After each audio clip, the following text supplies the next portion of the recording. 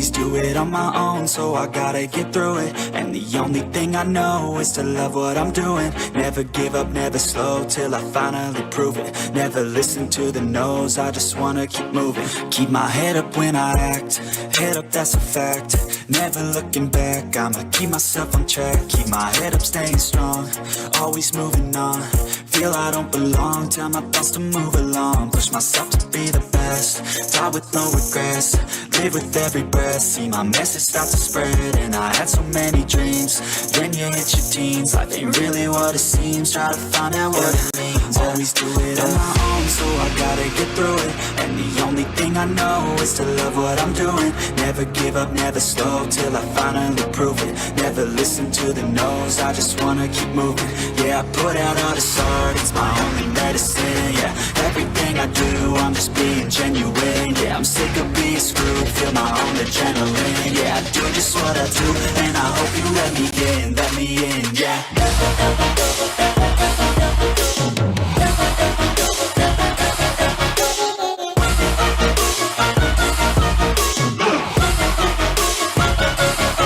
I'm grateful, oh yeah, able, oh yeah, I'm stable, oh yeah, no label, oh yeah, you know me, I have only a path, I'm lonely, but damn, I'm going to win.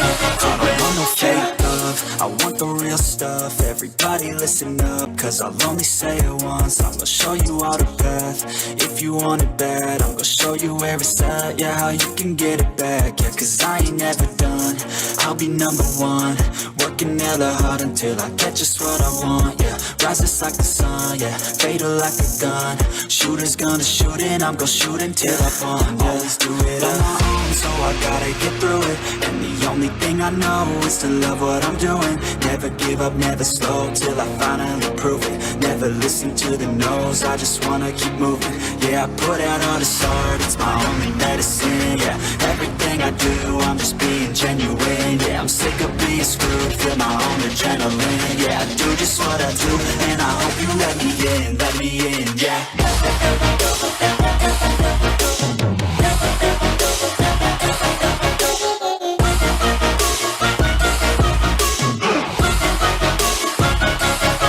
I'm grateful, oh yeah, able, oh yeah, I'm stable, oh yeah, no label, oh yeah, you know me, I have only a path, I'm lonely, but damn, I'm going to win, yeah.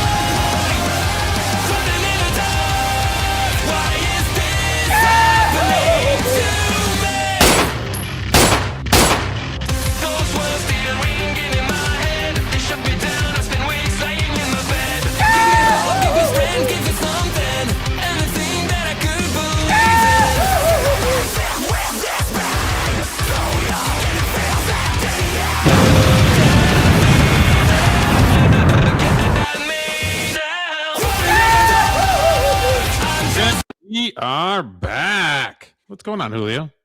Oh, What's it do? I'm happy to be back. Yeah. The Tuesday, we were going to go Tuesday with our music show, but like everything was about Bad Bunny and nothing else.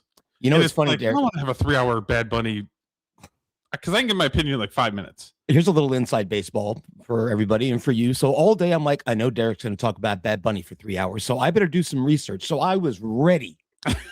And then you texted, let's not do a show. There's nothing to talk about. I'm like, all right, fine.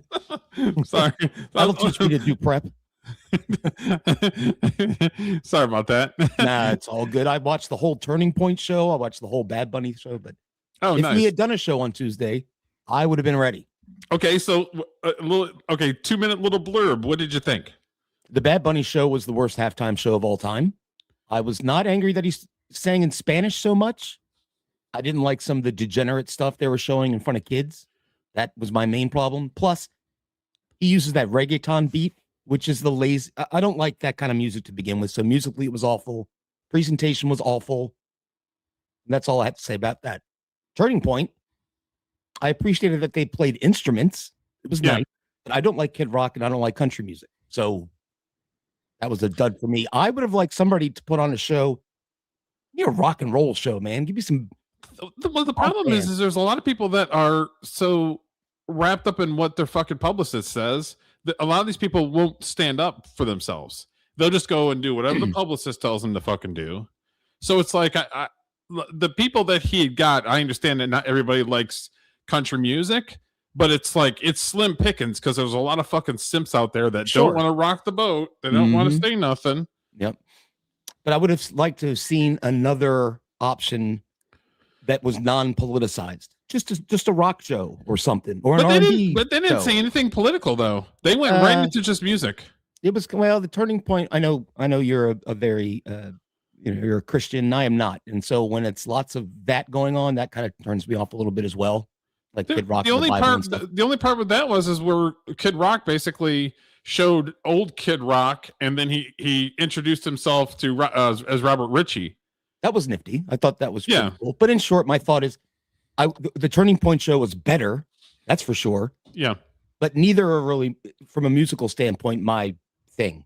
So, what did you think about the sync issue? Because there was some syncing issues because they did it basically live to tape, and people were like, "Oh, they're lip syncing," and I thought they were lip syncing at first, but then it was like, "Wait a minute, the drums are off, everything is off. It's not just the lead singer is mouthing something." It was a tech issue. You and I have watched enough Musician of the Week segments that we can tell when somebody's singing to a backing track.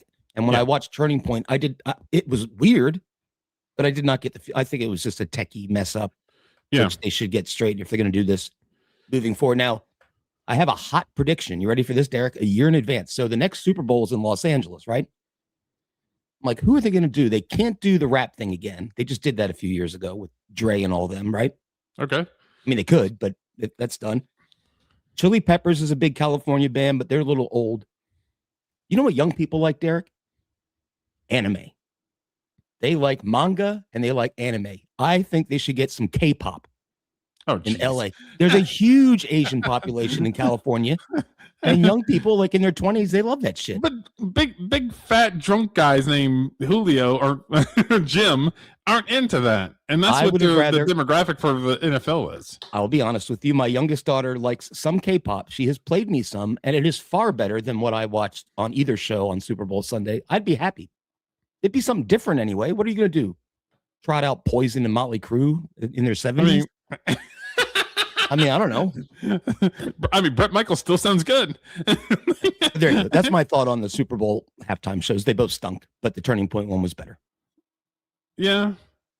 And I don't need to see people grinding up on each other on a show that's grinding up on each other. I don't need to see anybody grinding up on each other. The first thing you saw when the Bad Bunny show started is like a dozen women with big fat asses twerking.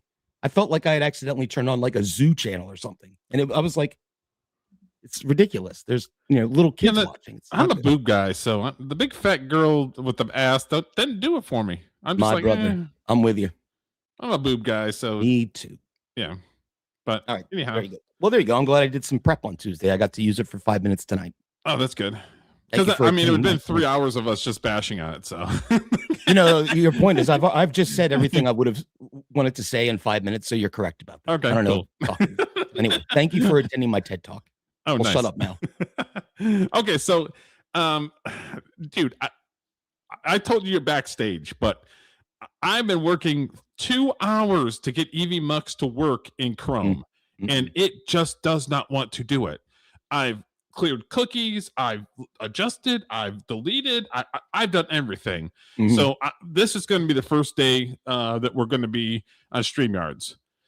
So I might be a little bit rusty, so please forgive me if you guys are watching. You guys are like, this guy doesn't know what he's doing. Honestly, I don't. You're correct. We don't know what we're doing. Right. Your astute observation is correct, because we did StreamYards, the free version, when we first started, and I moved to Evie Mux because I could spend $25 and get all of the stuff for $25. Sure. So this one's a slightly, a little bit more money, but it's like it pretty much does everything that we wanted to do. Yeah, it works out of the box too. Don't have to mess with it much. Plus, I like it on my end because I am vain. And so there are more like cosmetic options in StreamYards, like soften my camera and stuff. Whereas EV Mux, Get you pretty. well, I mean, I don't have a lot of pretty left in me, so I want to maximize what I can. Anyways, that's just me. I'm a silly little girl. I'm sorry. That's pretty funny.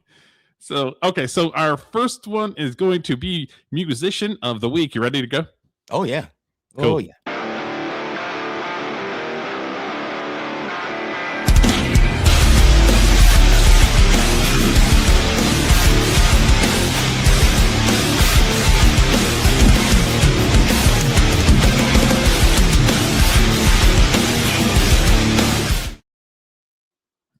And let's see here.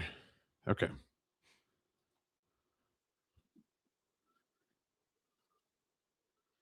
Hold on, it's not working. Hold up. Wait a minute. Something ain't right. Hold up. Yeah, it's not working. Hold on. Boy, we were just talking about how great StreamYards is, and then Yeah, we out were. of the gate. I don't know why it's Nothing but not showing it. darkness. The intro video played fine. Yeah. Hold up. Wait a minute. Please pardon our technical difficulties. There it is. Because Hey. I was sharing two things at the same time, and it was abruptly yelling at me. Not very nice. All right, here we go. Now, this is a rest in peace situation, isn't it? Didn't the singer just pass away recently? It is a rest in peace situation. Remember, we watched his video a couple months ago saying that he has stage 4 cancer, and he literally died 3 days ago. Fucking hell. Dude, it's I understand that it's part of life, but it definitely is not easier every time you see people that you like die. Nope. I mean, I wasn't a huge James Vanderbeek fan, but we're going to talk about him passing away of cancer, rectal cancer. I mean, with all this political talk and all this, we don't know what a guy is, and we don't know what a girl is. People are still dying of heart disease, and they're dying of cancer, and nobody does a fucking thing about it, and it really pisses me off. That's a good point. I mean, all the stuff we can accomplish as a society, landing people on the moon, all this stuff, somebody's got to figure this shit out. Yeah. Like pronto. I mean, I have my theories, and they're probably just wacky tobacco theories. I don't think they want to cure cancer. I think it's too profitable. Honestly. That's a hot take. I'm not. So, I'll give it more than a 0% chance of being true, though. I will say that. Yeah. Anyway. 100 days have made me older since the last time that I through it. So I think this was like 6 months, a year ago. So his voice isn't what it used to be. I was going to ask that question because his pitch went down when usually it would go up. And I would imagine when you get sick or even when you get older, your range starts to come down, which is why bands down tune all their songs when they get older. Still sounds good, but yeah, his range great. isn't what it was when he was younger for sure. Yeah, he sounds good. You're right. You're still with me in my dreams. And tonight it's only you and me.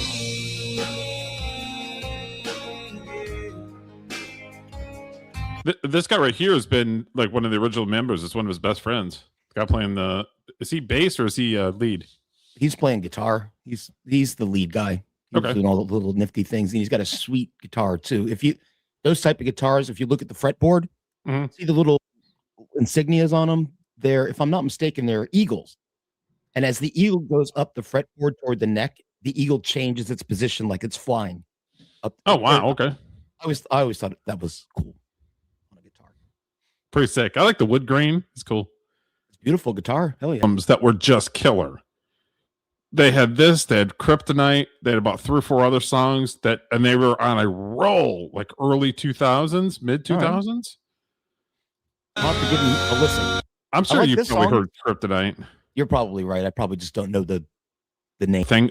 He's getting older. He's going through cancer. I mean, I think it's a little bit of everything. You know what I mean? But he still sounds pretty good.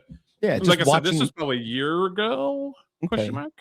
Yeah, just watching him sing, and like you said, it may have been just age, but watching him sing as somebody who's watched a lot of singers, you can tell for the higher notes, it's taken him a little bit more to get around him. A little Yeah. more, but he nails it. I mean, and then like I said, he had his buddy helping out with background vocals. It sounded really nice. Yeah. Good. Shame that he passed away. And I know you're not a Jesus person, but this is just a little video, 6-7 minutes, him talking basically his testimonial and life of rock and roll, because you know how crazy it is. Yeah. Yeah. Well, yeah.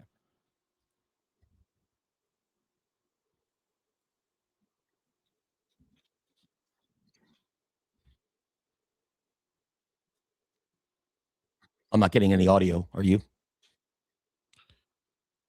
Yeah, I'm getting audio. You're not getting it? No, that's weird. It's Can okay. you hear Don't me? mind me. I can hear you. Okay.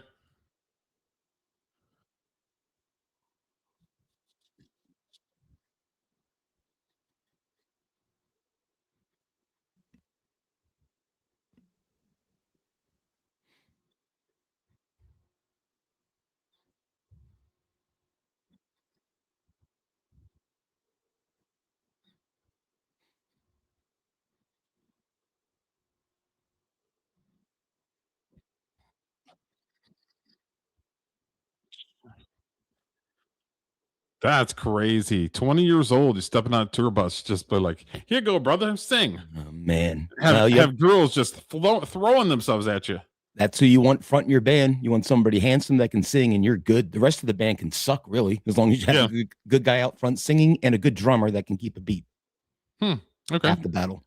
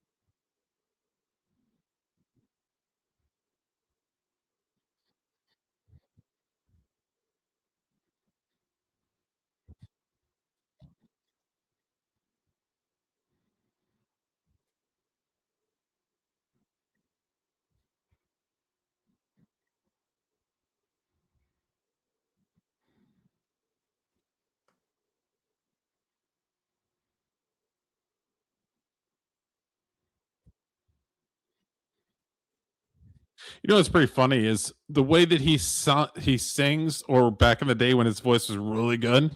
Mhm. You would have never thought he was a good old country boy, because he's got a pretty thick accent. Yeah. Yeah, I can't, like I'm saying, I'm not getting any audio, but there's a lot of them country boys can sing. I'm sure you could have been a country singer if you wanted to be. All right, let's see here. Let me remove it and then I'll re-add it. Okay. I was going to check our stream real quick to make sure that the audience can hear it. You getting anything? No. Still nothing? Nope. Let it play for a minute, please.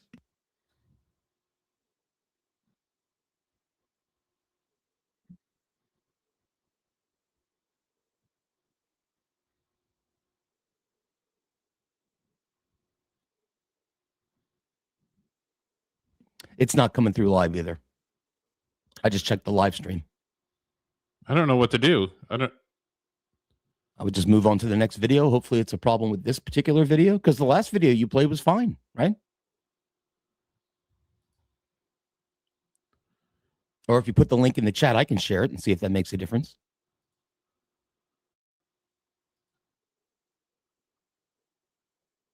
Do you hear that one? No. I don't have any fixes. You don't happen to have the tab muted in your browser or anything like that? No. I'll keep playing it for a second, and I'll see if it comes through live again. Yeah, I'm getting audio. I'm getting audio like there's nothing wrong. Yeah, but what I'm saying is I have our live stream up on my other computer, and it is not coming through. We are.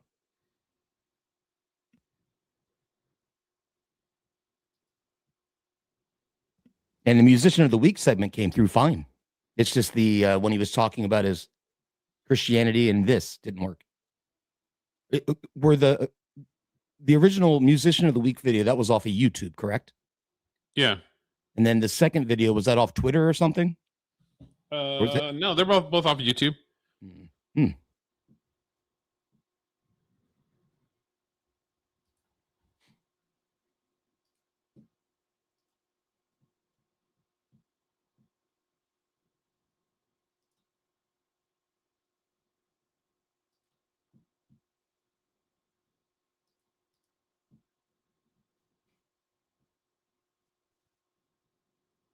Testing. I'm looking at the live feed. We got something? Like I said, our voices are coming through fine on the live stream. It's just the videos, like this one, there was no sound, and the last one, there was no sound.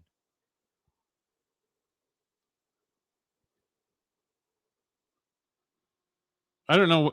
I literally don't have a fix, so we're gonna have to fucking trash the videos then, because I don't have a fix to do anything. All right. Well, let's see. My suggestion: why don't we? Well, we can just do Tuesday and do a test real quick. You know, show up like 15 minutes early and test a couple of things out to make sure it works. If you want. Hold on. Let me see.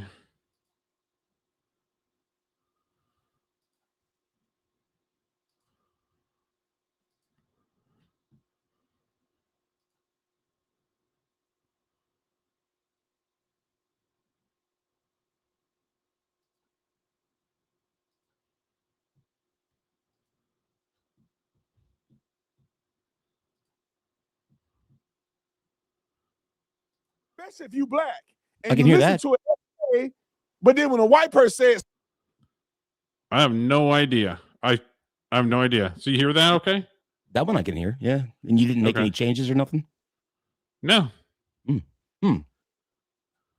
I stopped sharing and then reshared it. Oh, well, maybe that did the trick. Don't know. Anyway, it works now. I think. Yep. You hear that one? Okay. I can.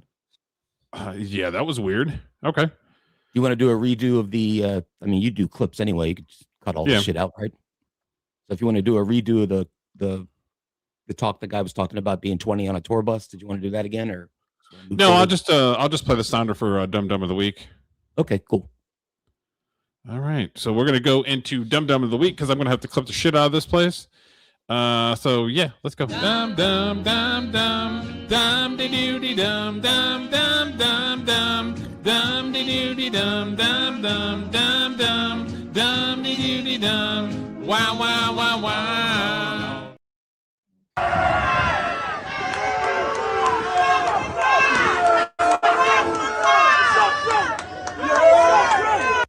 Okay, so this fine man is getting arrested currently, and the arresting officer is his brother. Ooh, that's awkward. That's going to be awkward at Thanksgiving. Oof. Literally his brother. That's why the big old hoop-de-doo, because his brother's literally the one arresting him. His brother looks happy about it. He does. He got a big smile on his face. He does.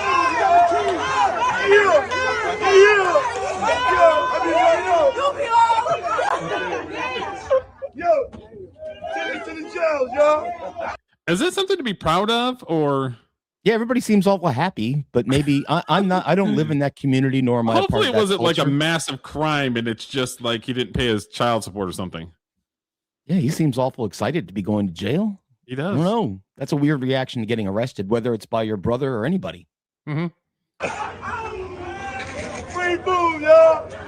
Hey, look, I like it. He's turned a frown upside down. That guy. It's a bad situation. And says, you know what? I'm going to make the best of this. I'm going to smile my way all the way to jail. With my brother holding me down. Yeah, Hold my brother. Yeah. hand. It sounded like he had like a cheering section too. They were all excited, like finally he passed the test. He passed the community test. Wow, what a weird. So if you were the cop and you have to go arrest your brother, are you calling your brother ahead of time saying, bro, just be at the house, we're gonna come arrest you? Or would you be worried that your brother would be stupid and run or do something dumb? I think your second answer would be it depends on if my brother was a jackass or not. Now, my first thing, this is what's odd to me. Wouldn't you go to your commanding officer or whatever they call it, supervisor in the police, and go, I know you want me to go arrest this guy, but I'm just giving you a heads up. That's my brother. You might want to put somebody else on this one. Kind of a conflict of interest, yeah? I would think that the sergeant would go, oh, no, we don't want you involved in that. We'll get somebody else over there. Unless they did it and then they just pressured him into like, hey, have him escort his brother to the van. Maybe. I don't know. I'm convinced that he hates his brother. Maybe he volunteered to do this. It's my brother's up for getting arrested. Put me in, coach. Arrest that asshole. It's probably his older brother he's arresting. He's probably been beaten up his entire life by his older brother. And now he's like, oh, I got him on this one. Check me out. Yeah, I saw this one. I'm like, oh yeah, that's definitely a dum-dum of the week. That he's got arrested because he's a dum-dum, but his brother is the arresting officer. I've not seen that before. Well, like I said, at least he's got a good, positive attitude about getting arrested and going to jail. Yeah, it would be psychotic if it was like murder or something, but if it's just something retarded, maybe some weed or something, I don't know. Who knows? Maybe broke probation. There's all kinds of stuff going on in them streets, Derek. Who knows? Yeah, I mean, that's true. So, but yeah, that's our dum-dum of the week. Dum-dum, dum-dum, dum-de-doo-de-dum, dum-dum, dum-dum, dum-de-doo-de-dum, dum-dum, dum-dum, dum-de-doo-de-dum, wow, wow, wow, wow. Okay, so, good old dum-dum. Yep. Good old dum-dum.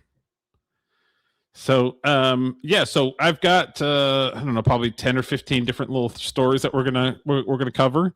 All right. We're going to talk about James Van Der Beek. Our deep dive is a movie that I actually like. I've seen it a million times, is the movie Rudy. It's based off of the true story of Rudy Rudiger, who was a football player who played for Notre Dame. But the problem is when you say it's based off a true story and none of it was actually true, that could be a little problematic. I think old Rudy's quote that I read in his interview is he said it is 92% true, which is an oddly specific number to pick. It was very oddly specific. Yeah. So I've got that. We're going to talk about Rudy Rudiger at the end of the show for our deep dive. I thought it'd be something funny that we could just clown on. And like I said, I enjoyed the movie. So I watch it all the time and I own it. But it's funny how he just kind of leans in. So we're going to talk about that a little bit later. Nice. Okay, so this let me share the screen here.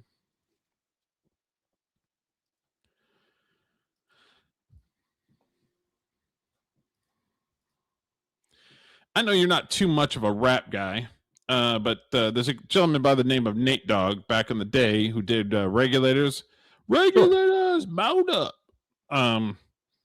So, and he did a lot of Nate Dogg did a lot of background vocals. He did a lot of hooks and whatnot, probably late 90s, early 2000s. Then I think he had passed away late 2000s, early teens. Oh, okay. And there's been some controversy, and this is Nate Dogg's son, where he thinks, and he said he doesn't know, he doesn't want to accuse, but he also wants to know the truth. So it's one of those sort of things where he's kind of dealing with it. All right. Where it's like he doesn't want to accuse, but he also doesn't want to let it go. Yeah. Because it's his father's work. You know what I mean? So this is what he's talking about right now. So we're gonna watch this and comment on it. There is something going on. There's a feud right now, and I'll be the one to say it because it's my family, and it's like, and I'm who I am, and some shit went down at a show, you feel me, recently, and it's like, you know, I feel comfortable sharing and speaking on it. But supposedly Snoop, you know, got the okay from my grandma to go to her house and get my pop's masters. She, you know, pretty much showed him where the masters were, however this occurred, and he left with the masters. My uncle, when my daddy got sick, my uncle placed the masters at my grandma's house. Gotcha. He wasn't aware that Snoop went to my grandma's house and got the masters. And I'm only repeating what my uncle is like riding on. Like, and when I say riding on, like me and him just got into a big feud at Warren G show recently, like in front of a lot of people. And it was like embarrassing almost. And I want to get this off because we ain't talked since. And this is something that I'm speaking on as to, you know, like shit that's affected me on some like, man, this shit kind of whack, you know, like, cause I don't know what's what, but I'm just sharing what's out there and what's what I'm being told. And what Snoop has always told me is, you know, he don't got it and he don't know you and he would never do something like that. But my thing is, it's like, I at least would want to know, like, you do got it and it's safe, maybe. You don't really know where the masters are. Nah. But I know that he said that he placed them there, and I don't believe he lying, you know. We don't even know if Snoop got it or not. Nah. So here's my thing, and we'll go to a two thing. Maybe it's us going from one video to the other kind of screwed things up. So I'll have to break it up a little bit. Working so now. I'll just send this on to two. Okay. His father was very, very popular back in the day. However, now the kids don't have a clue about this guy and what songs he's sang. Why not give the tapes or whatever it is to his son? I don't quite understand that. I don't know. There's a lot of unanswered questions in that video. I guess my first question is, are Nate and Snoop related? Because they have the same last I think name. they're cousins. The Dogg brothers, Nate Dogg, Snoop Dogg. Anyway. I think they were real life cousins. I know Snoop Dogg calls everybody his cousin, but I'm pretty sure that they were real life family. I guess the question would be who. I guess he's going on the conjecture that his dad, Nate Dogg, owned the masters, was the rightful owner of them, and so he left it at his grandma's house. Apparently, he's saying he was told Snoop rolled up to grandma and said, "Hey, Nate said I can have these tapes," and grandma said, "All right." That pretty much the gist of it. And this kid wants to know, where's my father's masters? Because I'm trying to make some money off of them. Which is basically, I would assume.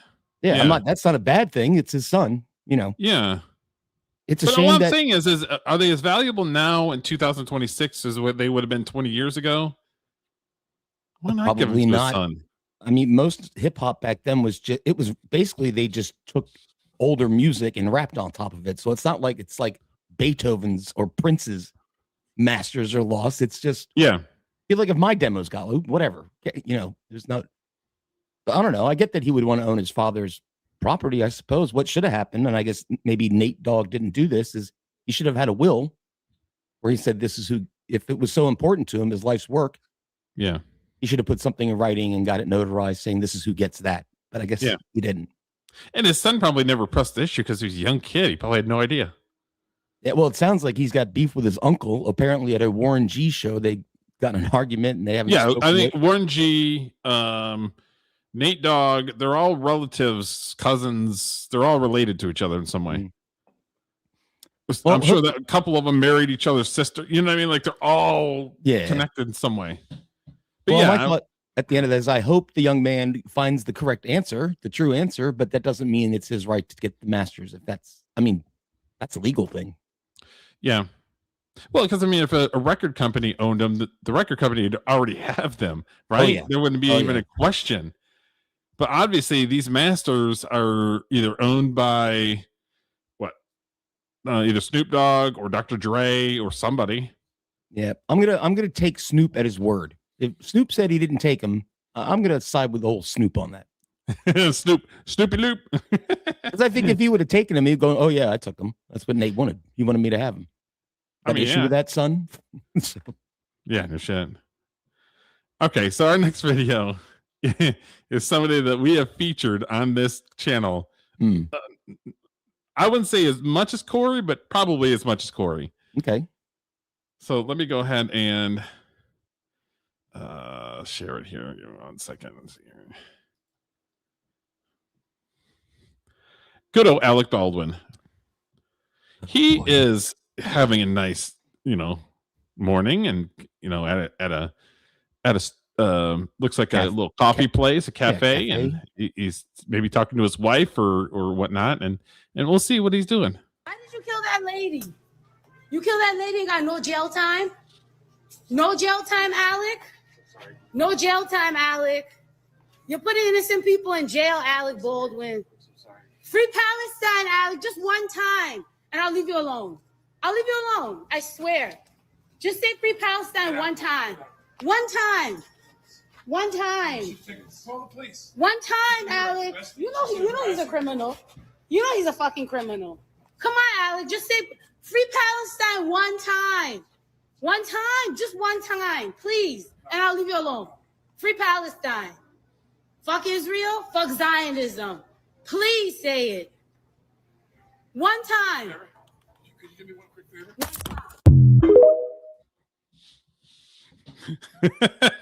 Hey, I know we rag on old Alec Baldwin often. I'm on Team Alec Baldwin all day on that one. I am on Team Alec Baldwin, and he is a shithead and does a lot of fucked up shit.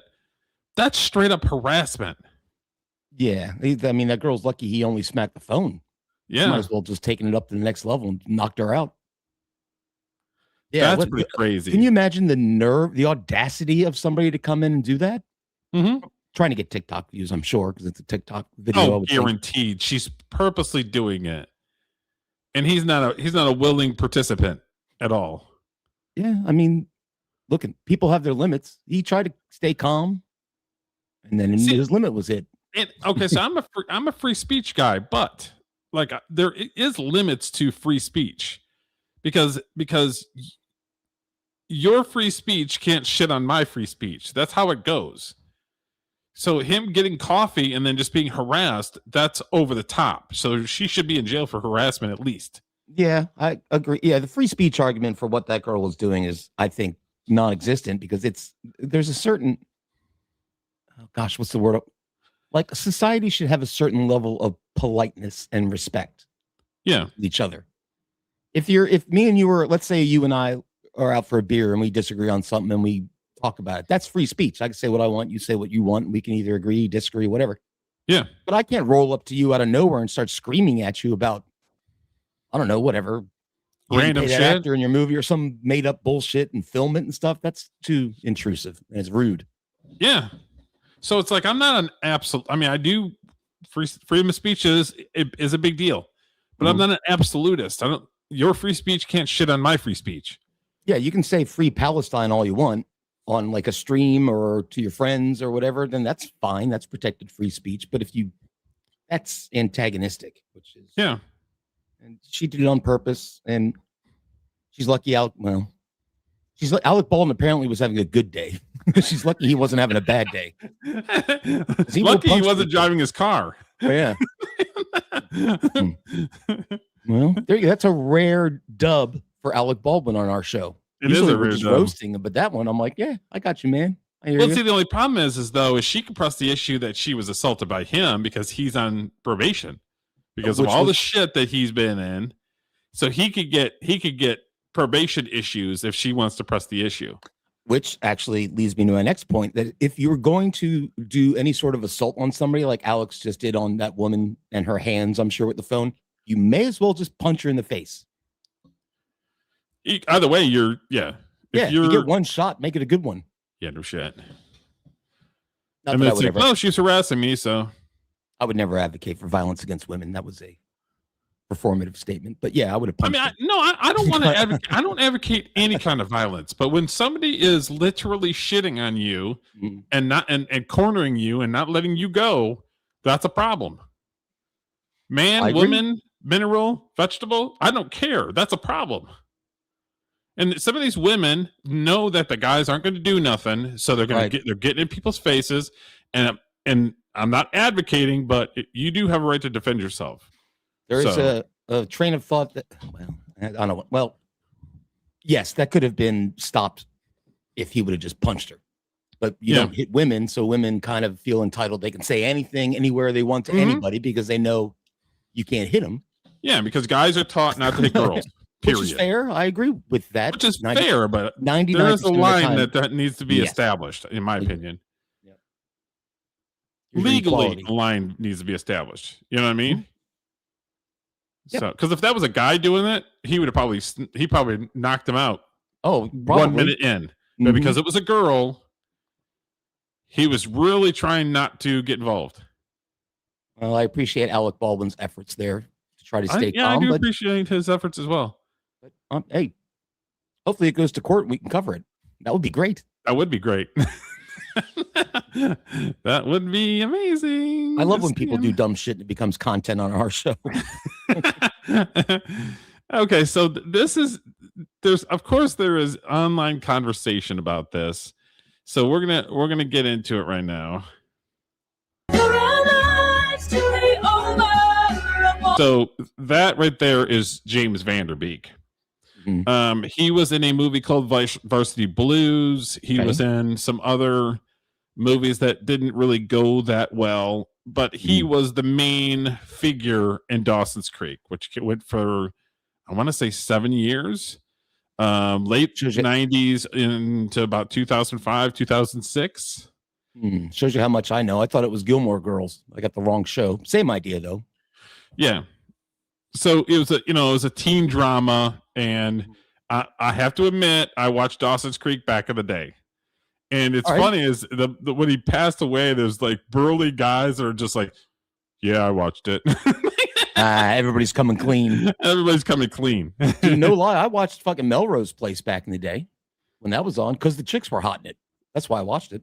Oh, I mean, Katie Holmes, really? You're gonna deny Katie Holmes? No, would never do such a thing. Nope. I'm not gonna deny Katie Holmes. She still looks great. She's in her 50s or 40s. That's Tom Cruise's ex. Weren't they married for a little bit? Yeah, they were married for a little bit. Yep. And then she was in Batman. She was in the first Dark Knight movie. And then she's been in some lower dramatic movies or whatever. I don't think she never turned out to be as big as everybody thought that she was going to be, just because she was very, very attractive. Yeah. Pretty girl. But it's like one of those things where it's like maybe her skill level just didn't meet what was needed. But I mean, I'm sure she's not going hungry. She's probably married and got kids and the whole thing, so Sure. Now, James Van Der Beek, I know he passed away. I did see that, but what I didn't see why, like what happened. Okay, so I'm going to share the next screen here. Okay, so he went in for colonoscopy a couple years ago, and they found cancer in his colonoscopy.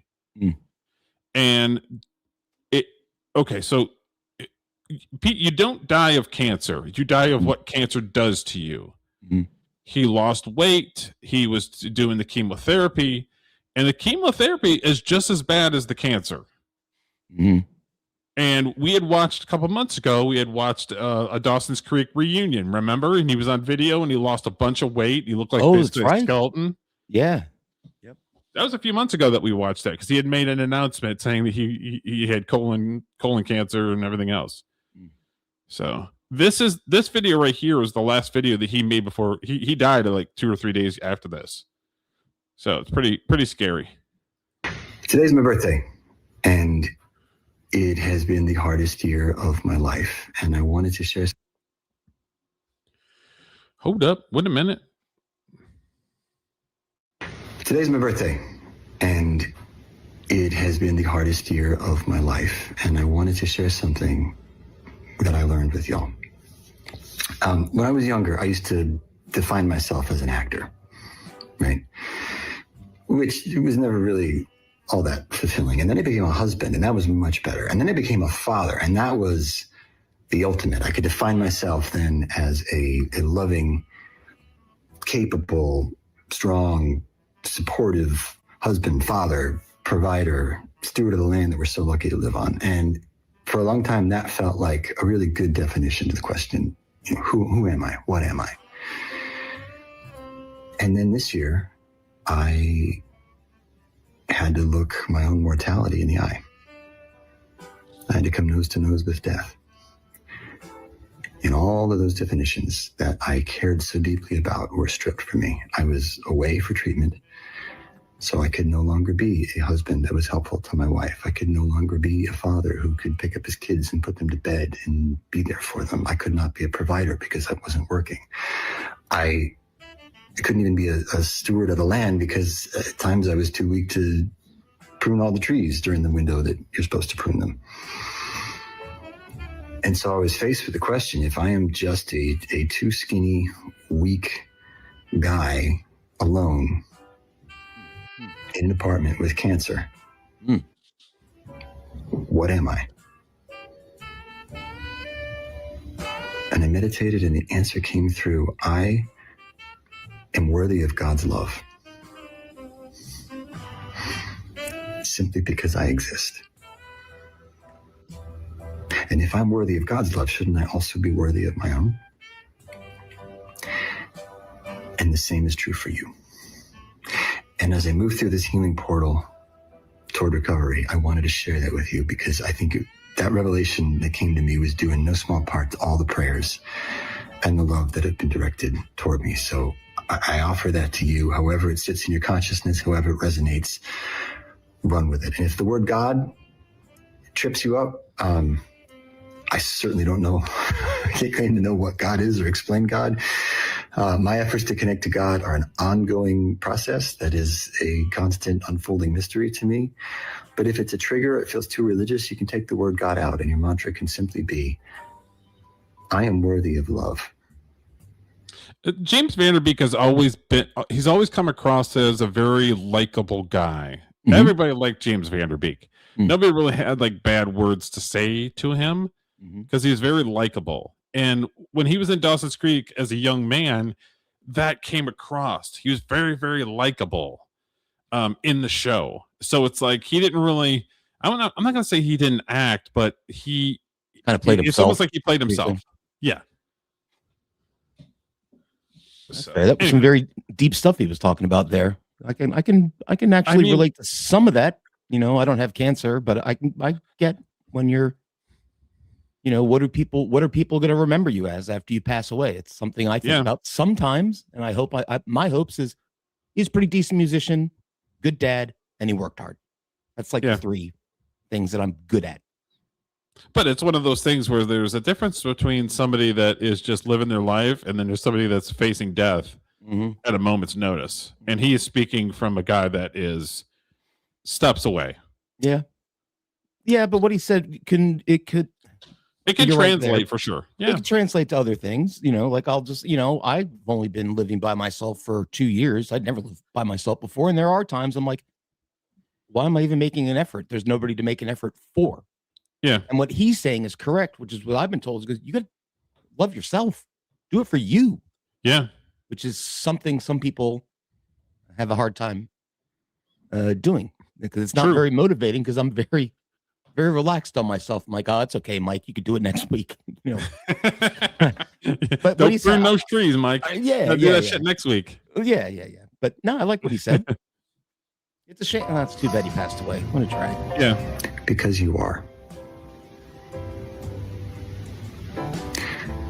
Thank you for the love and prayers, everyone. Have a blessed day. What do you do when you're staring down a stage 3 diagnosis? This has been a crash course in mastery of mind, body, spirit. You know, this is either going to take me out of the body or it's going to teach me how to truly live in it. James Van Der Beek, the American actor best known for his iconic role in Dawson's Creek, has died at the age of 48. Reportedly, a representative for the Travis County Medical Examiner's Office in Texas confirmed that his death was reported at 6:44 a.m., though no cause of death was given. He doesn't look like great with a mustache and like scruffiness. No, he looks a little kind of a baby face guy. Yeah, I agree. At the time, that looks like a porn star right there. James' wife, Kimberly Van Der Beek, later shared the heartbreaking news on Instagram, writing, "Our beloved James David Van Der Beek passed peacefully this morning. He met his final days with courage, faith, and grace. There is much to share regarding his wishes, love for humanity, and the sacredness of time. Those days will come. For now, we ask for peaceful privacy as we grieve our loving husband, father, son, brother, and friend." The actor had been open about his health journey. In late 2024, he revealed he was battling stage 3 colorectal cancer, expressing optimism despite the difficult diagnosis. Even during his fight, Vander Beek focused on helping others. Just weeks after sharing his diagnosis, he appeared in a 2-hour special of The Real Full Monty in December 2024 to raise awareness for prostate, testicular, and colorectal cancer testing and research. In his final months, he maintained a remarkably positive outlook.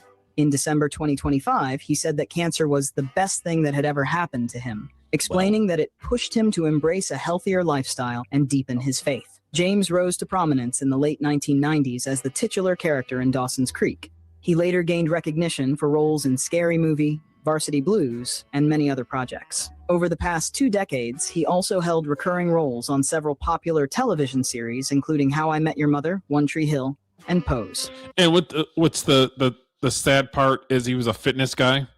He stayed in shape. Yeah. Cancer doesn't give a fuck about if you're in shape, which is sad. Yeah. I had a mother-in-law. My ex-mother-in-law went through chemo and had breast cancer, and it was just, I didn't go through it myself, but yeah, I've been privy to. It's just like taking a beating nonstop. Fortunately, it went well, and she made it through. But everybody's not so fortunate, unfortunately. True. He is survived by his wife, Kimberly, and their 6 children. Beautiful family. Daughters Olivia and... Wow. It's crazy. Look at all the blonde hair. Jeez. Yeah, look at all the blonde hair. Good for him. Yeah. He left a lot. See, that's what he leaves behind. Look at that. What a nice family it looks like.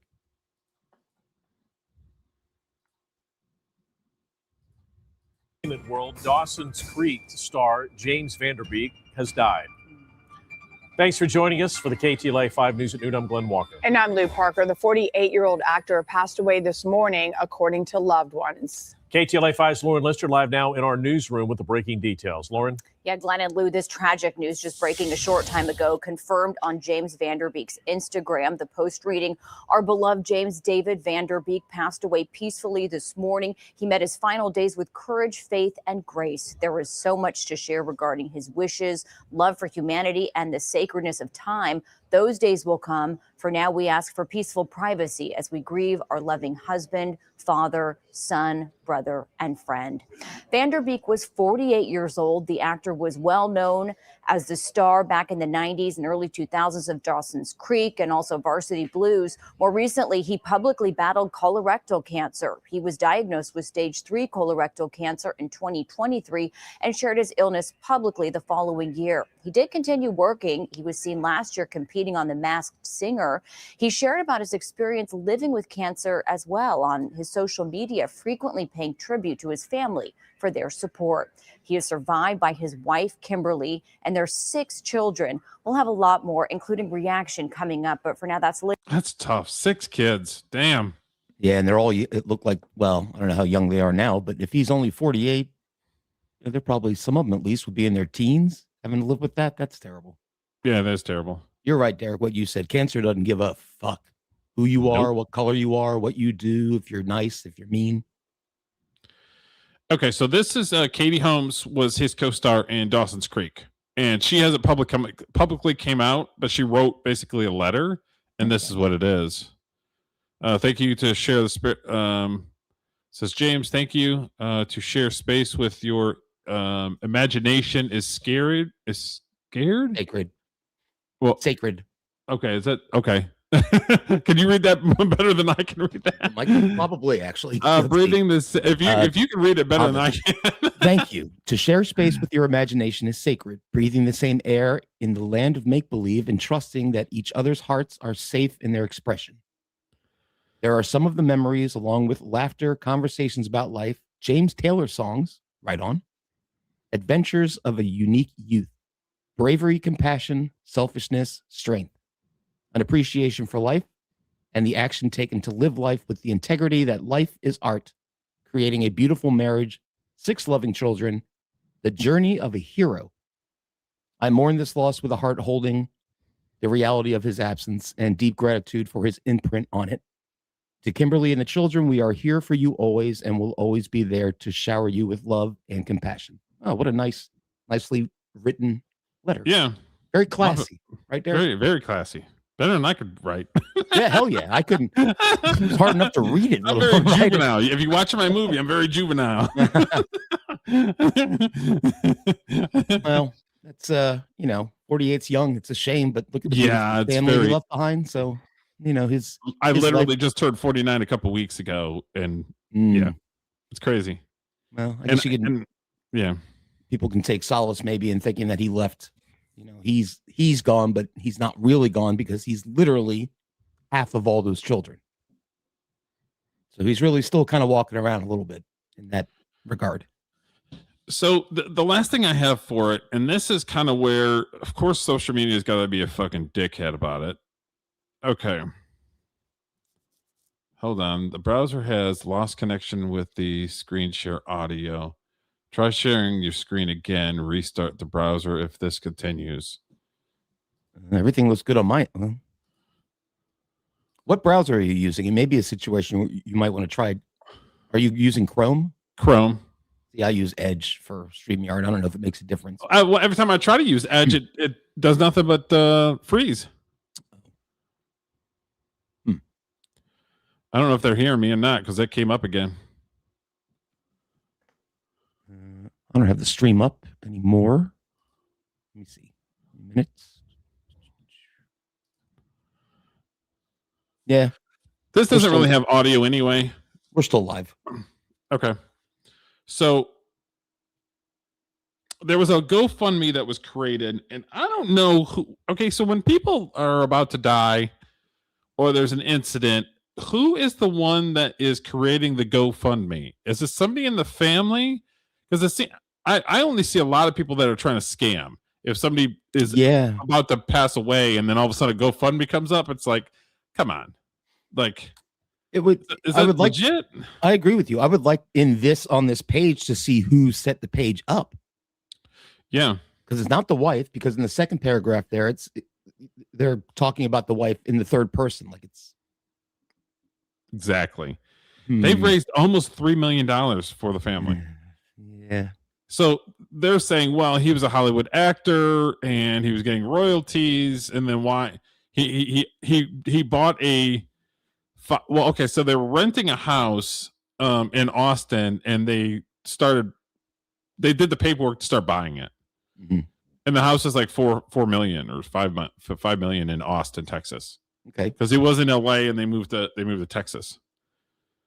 So everybody's like, well, why are they starting a GoFundMe and for somebody who's a Hollywood person who bought a house that was like $5 million or $4 million or whatever. So there's this whole contention about like, why does the family need to raise money when they literally just bought a $5 million house, or they were renting the house and then decided to buy it? Yeah, assuming this is legit, I mean, the end answer to all those questions is you don't have to donate. Just don't. True. It's not that hard. If you want to, go ahead. But, layering that a little more, James Van Der Beek passing away is sad. There are several people who have passed away from cancer this past week that are equally as sad. Yeah. That do not have people setting up GoFundMes for their families. So I just don't like it's kind of like the cult of personality here. Like, well, he was handsome in a show, so let's make sure does that make any sense, Derek? You know what I mean? Like, yeah, that makes sense. He's no more important than you or me in the grand. It's almost like they're not doing it in good faith, even though you want them to do it in good faith. They're not doing it in good faith. 2.6 million though. Holy smokes. Yeah. Do you see one of the top donators donated $50,000? I'm looking at the one above that. It's LaBeouf last name. I wonder if that's any relation to, isn't that Shia LaBeouf? Isn't that his last name? Yeah. I don't know if there's any kind of relation. I don't know. I'm speculating. $50,000. This right here, this $50,000 has got to be from the rest of the cast members. I would imagine. Yeah, that's fine. If his community and friends and family want to get together and help his wife and kids out, then that's perfectly fine. Yeah. So, but my concern's the same as yours. Is this like, who set this up? Yeah, who set it up, and where's the money going? Are you doing it in good faith? Yeah. Thank you so much for our hearts of showing up with James and his beautiful family. Please continue to keep James and wife and loved ones in their thoughts and prayers. Thank you for honoring his life with compassion, generosity, and love. I'll tell you what, if I had a spouse that I love very much that passed away from cancer, I'd be devastated. But $2.6 million in my bank account may make that misery slightly more. Yeah. Well, it says Easy to- Friends of James Vanderbeek is the organizer. Who is that? Yeah, at But least then it it said says- the benefactor is his wife. Yeah, at least it says that. I don't know, man. All these, it's maybe I'm just old and crotchety, but I see lots of these GoFundMe's. Like if somebody needs bail money or somebody needs lawyer fees, I'm like, dude, handle your own business or ask your friends. You Or did your- a crime. It's you do the damn time, and then your brother can come arrest you, like we have the Dumb Dumb of the Week. Yeah, true.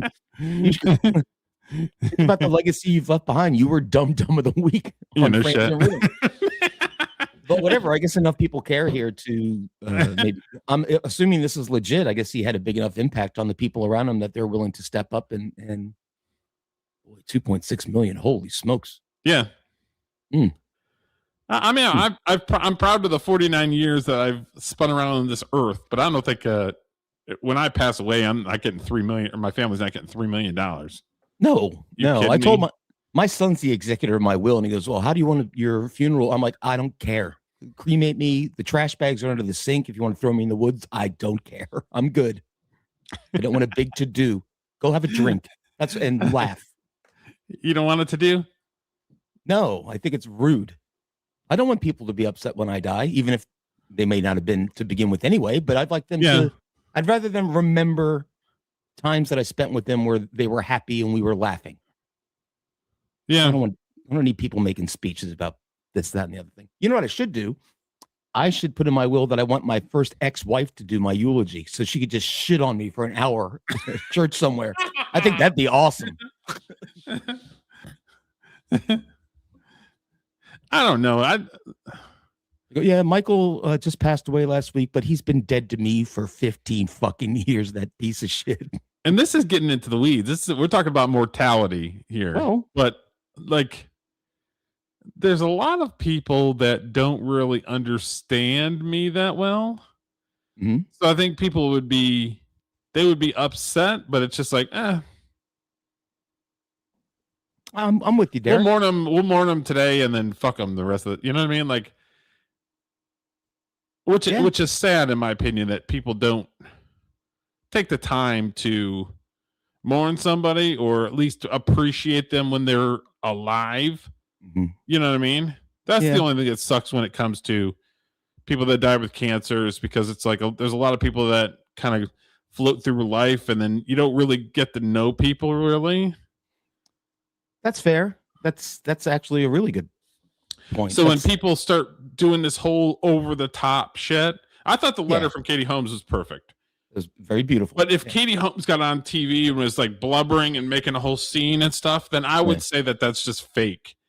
But I think her letter was very honest and I thought it was great. You know what I mean? Yeah. Boy, that is a deep. Now we're getting into some deep territory. Like, who's going to care when we drop dead? I told my son, I'm like, I've got some numbers you need to call if I drop dead. You'll tell your siblings. You got to tell my band, and you have to text Dave and Derek, literally, just to let you guys know that I'm dead, and that's why I'm not on the stream. Out of courtity. I'll be like, really? Professional courtesy. That sucks. Man, that sucks. That's basically how I'd respond to that. Like, damn, I like Tulio. That sucks. That's same the other way around. We haven't known each other that long. I wouldn't sit Shiva for a year, but they're like, oh, what a drag. I like Derek. Oh, that sucks. You even read a nicely worded letter?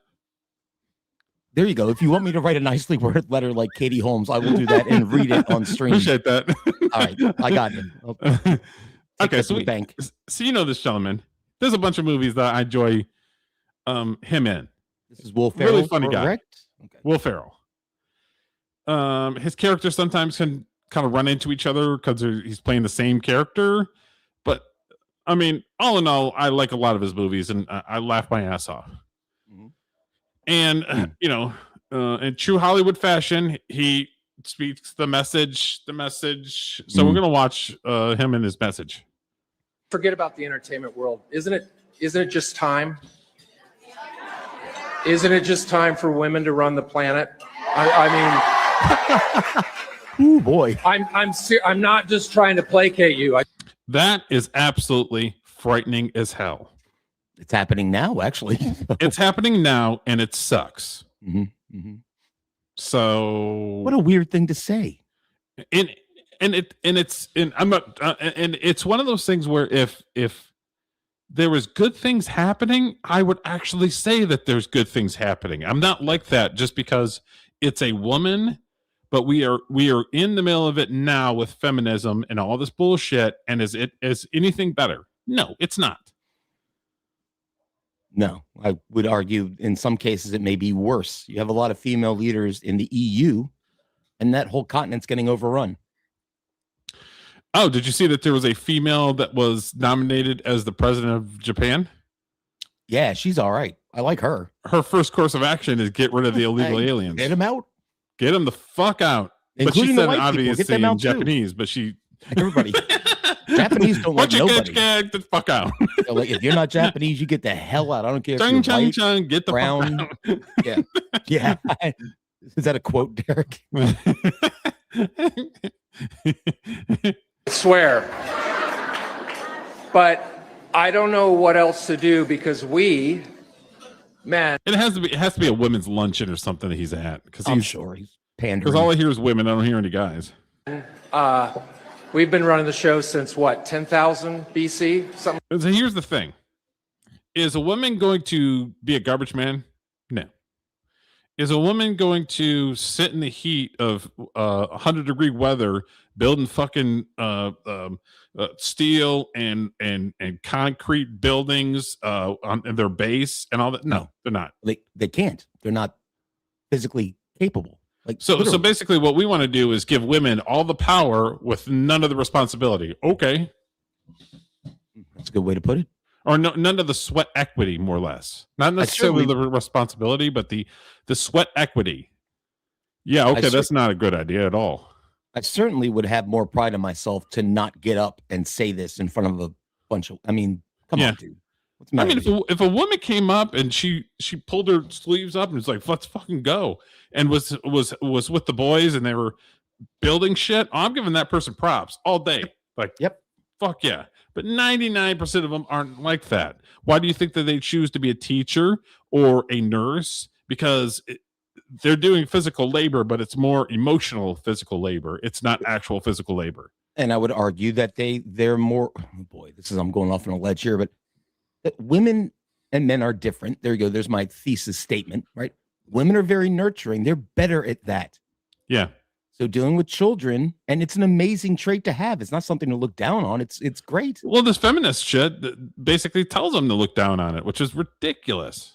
And the other problem is women, in my opinion, in my experience, generally want to fix people, which is why female judges let criminals go. They're like, oh, he's an all right guy. He just needs a little TLC, a little nurturing. We can fix him. Not realizing that some people are beyond fixing. Yeah. I mean, the divorce rate is 50% in the United States. 80% of them are initiated by women. That'd be 100% for me, Derek. But yeah, you're right. Because that's women basically trying to change somebody, and then they don't get their way, and they're out. You nailed it, dude. That's exactly what happens. You're right. It's when you marry a girl, or when I did, you want them to stay the same person that you married, because that's why you marry them. I think a lot of women, they marry potential. Like, this guy's got something in him and I can mold him to be this. Yeah. Well, when you marry somebody stubborn like me, who's completely fine with who I am, and I ain't changing, I'll change a little here and there, but yeah, the core me you're is going to do the dog and pony show. You're Mike or you're Julio. Yeah, Mike, whatever. And then I think that's what happened with me is my wife just got sick of it and went, well, I thought you were going to be like this. And I'm like, well, why would you have thought that? I've always been like, it's just, you're right. Marriage is the only thing. It takes two people to get married and only one person to get a divorce. That's true. I think ultimately that's one of the reasons why I'm not married is because I can't deal with it. Okay. So if you haven't watched my movie, go watch it. You get the whole fucking history of me, a little kid. And what's the name of the movie? I can't naturally have kids. So the potential woman got lopped off a long time ago when I was a young man, where girls want to have children. Girls want to have natural children. They don't want to adopt. So I had off the top, I had a bunch of people that were just like, I'll pass. You're a nice guy, but I'll pass. So it's like, I'm not marrying for what everybody else is marrying for. I'm marrying because I want a best friend. I want a companion. I want, I'm not, because I can't have kids. That's not something I'm looking for, because I can't have kids to be able to like, oh, that she'd be a great wife and a mother of my children. Mm-hmm. I don't have that option. Mm-hmm. So there's so many women that are just obnoxious. We'll just say, I can't deal with people that are obnoxious. And women, a lot of women are very obnoxious, especially if they've been divorced multiple times, or if they've never been married at 40 years old or 45 years old. They're obnoxious. I can't deal with it. So I'd rather be fucking single, just having my fucking, fat boy summer all the time. You know what I mean? I kind of hear you. There are times I miss being married. Actually, there are a lot of times I miss being married, and specific things, even if it's something as simple as cuddling up on a couch and watching a movie with somebody, that I don't have in my life anymore. But then I look at the flip side, like you said, I'm like, I can go where I want, when I want, with who I want, and do what I want. Yeah. It's complete freedom. Lonely sometimes, yes, but fuck yeah. I mean, who doesn't want to have a companion? But it's just like, I'm not going to pretend something I'm not. And I've had good discussions with my friends about that, where I don't like, I'm not the person that's going to put a dog and pony show. I am who I am. Yeah. And it's like with my background and my life experiences, there's not a whole lot that I haven't seen, including almost dying and having a parent that died. Sure. Like somebody like me who's, almost was facing death, like James Vanderbeek, and then having a Julio just drop off the face of the earth. He'll come back in, but it's one of those things where it's just like, it's scary to me to have women just completely run everything, because it's just, it's insufferable. I lost you. So I don't know what happened. Sorry. Yeah, because I was in mid sentence and it was like, see ya. No. I have no idea what just happened. My browser crashed. And good. For the record, though, I am not a misogynist. I love women very much. Yeah, but it's just like, is the juice worth the squeeze? That's what it boils down to. Yeah. Is the juice worth the squeeze? It was for me. If I could do it all over again with my family, and I would. I mean, I don't have regrets.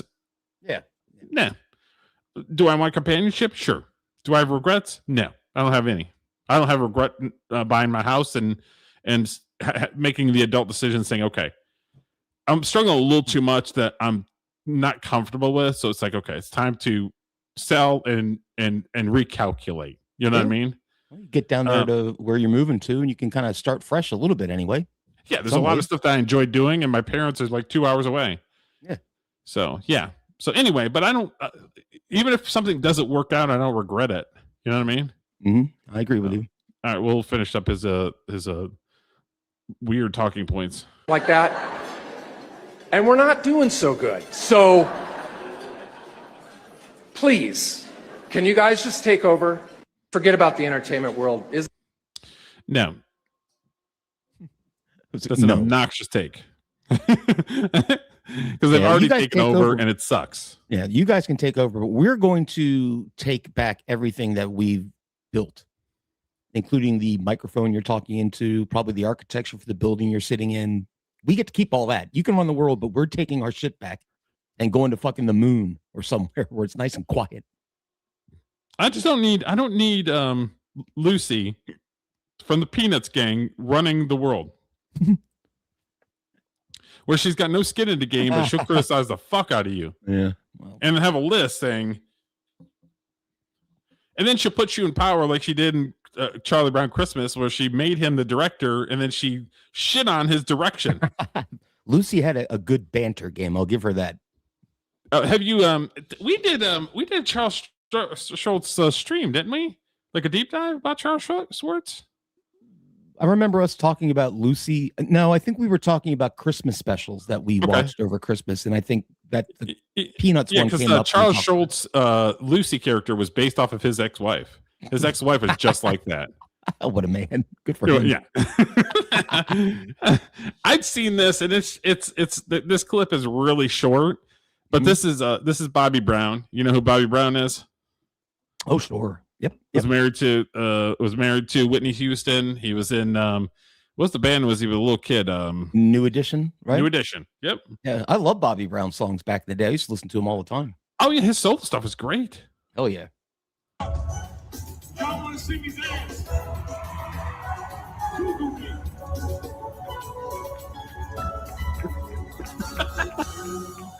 What the hell was that all about? He doesn't dance. Even in New Edition, he didn't dance. So he's like, "You want to see me dance? Google me." They'll basically tell him that he doesn't dance. Dude, I watched his videos back in the whatever it was 90s when he did Every Little Step and My Prerogative. He was dancing all over the goddamn place.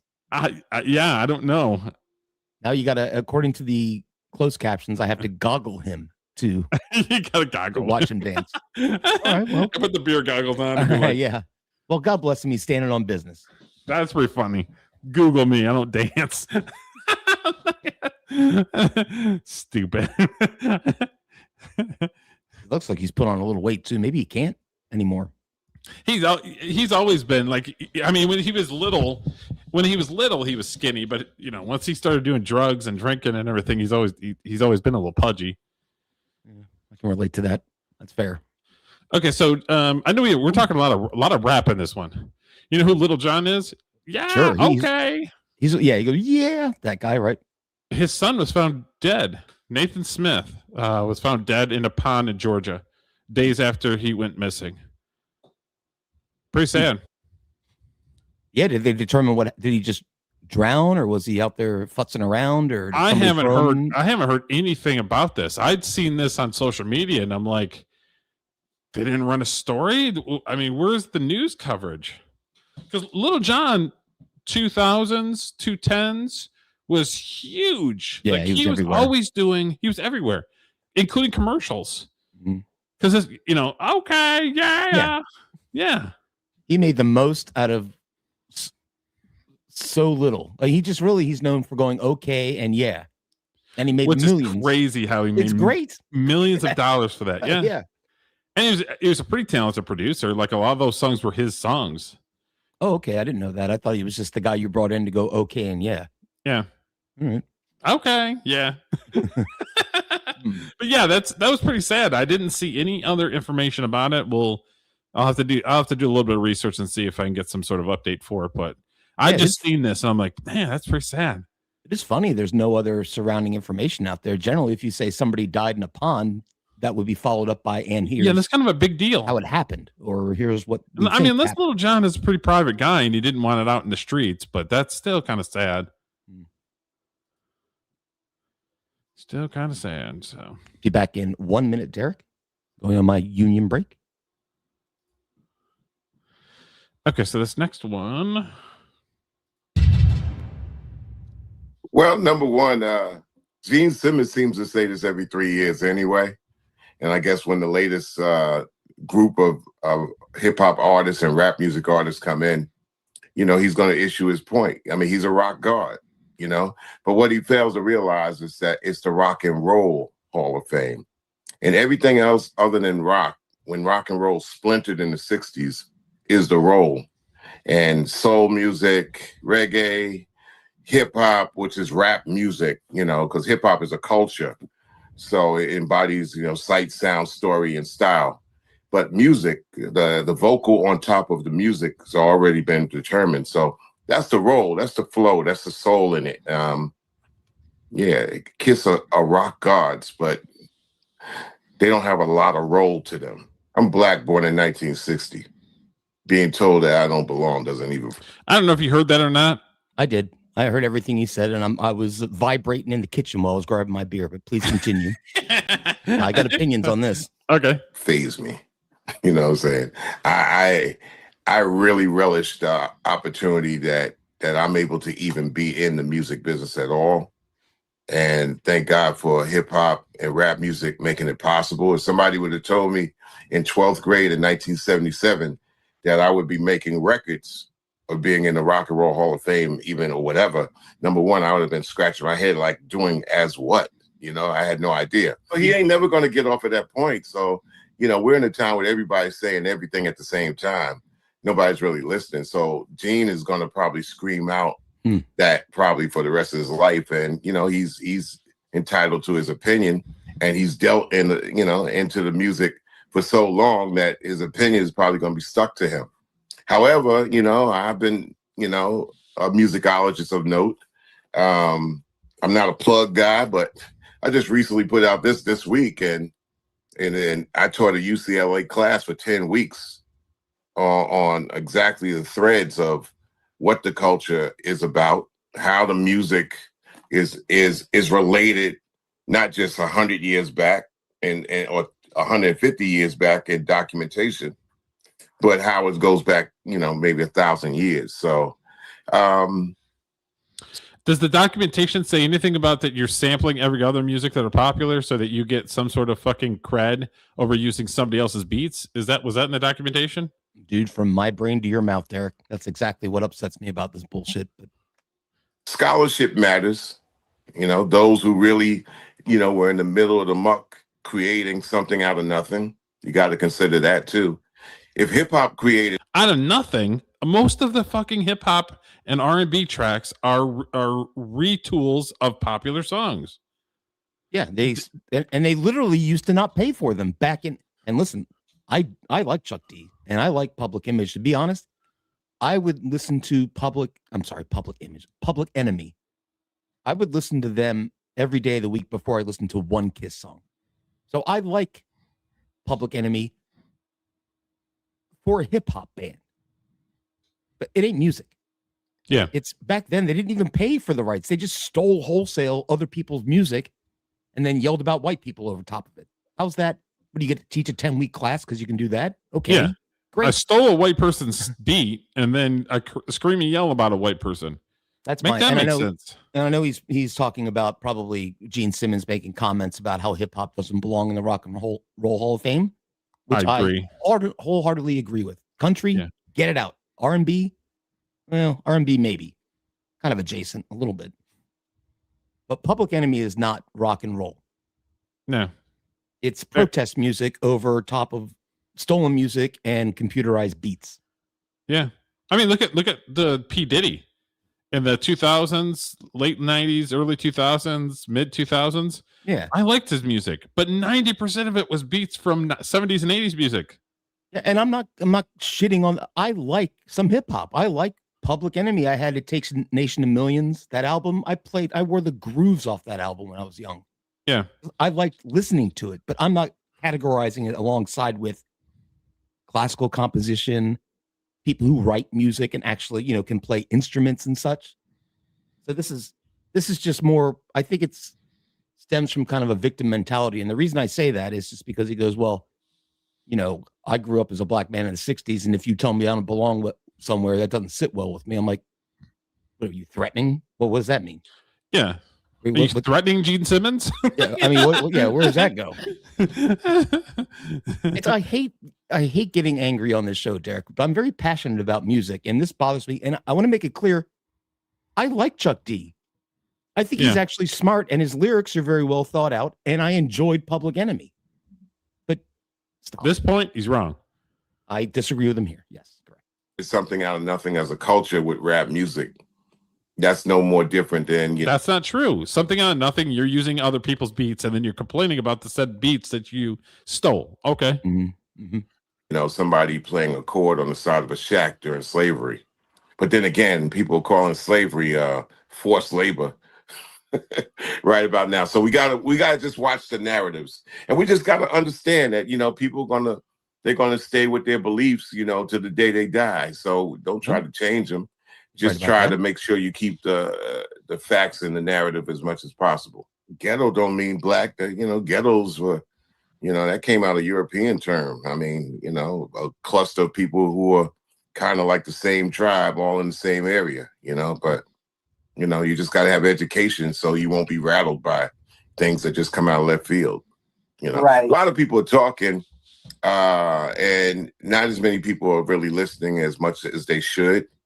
So when you hear certain things that make no sense, why even waste the time to try to add to it? And he's always been black, y'all. I'm black, y'all. I'm blackity black, and I'm a black, y'all. I mean, he's always been pro-black, pro. I will say this: I do think but steals white people's beats. I think he's genuine in being sort of I don't want to say an Afrocentrist, but being like, I don't think it's a bit with him. I think he actually means what he says. But yeah, you're right, Derek. Like, if you think about it, you're like, okay, let's listen to some of these songs. Oh, that was stolen from a R&B song about 10 years ago that you did. Yeah. Okay, you're yelling poetry over it. That's great. Oh, by the way, Mr. Afrocentralist, you can't use those mics anymore because those were invented by Europeans. And any of the technology you use, you can't use that anymore. You can't ship your music using airplanes because that wasn't an African invention. And you're on the internet. You know what I'm saying?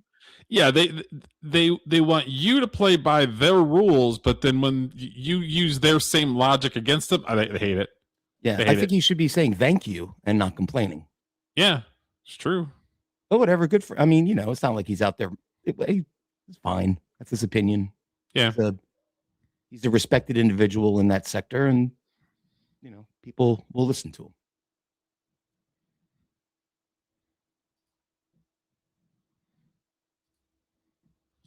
Okay, so this one right here, HGTV just canceled Nicole Curtis's Rehab Addict and scrubbed every episode after a leaked 2022 clip shows her muttering the N-word. How dare she do that?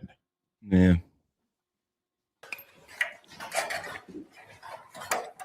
Is she single? Why? It's my last one.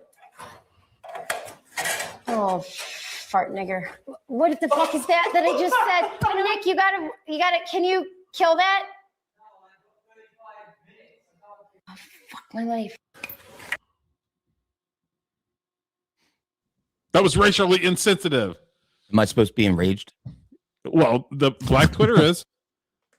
Whatever. They're crying, and I don't even know if it's black Twitter.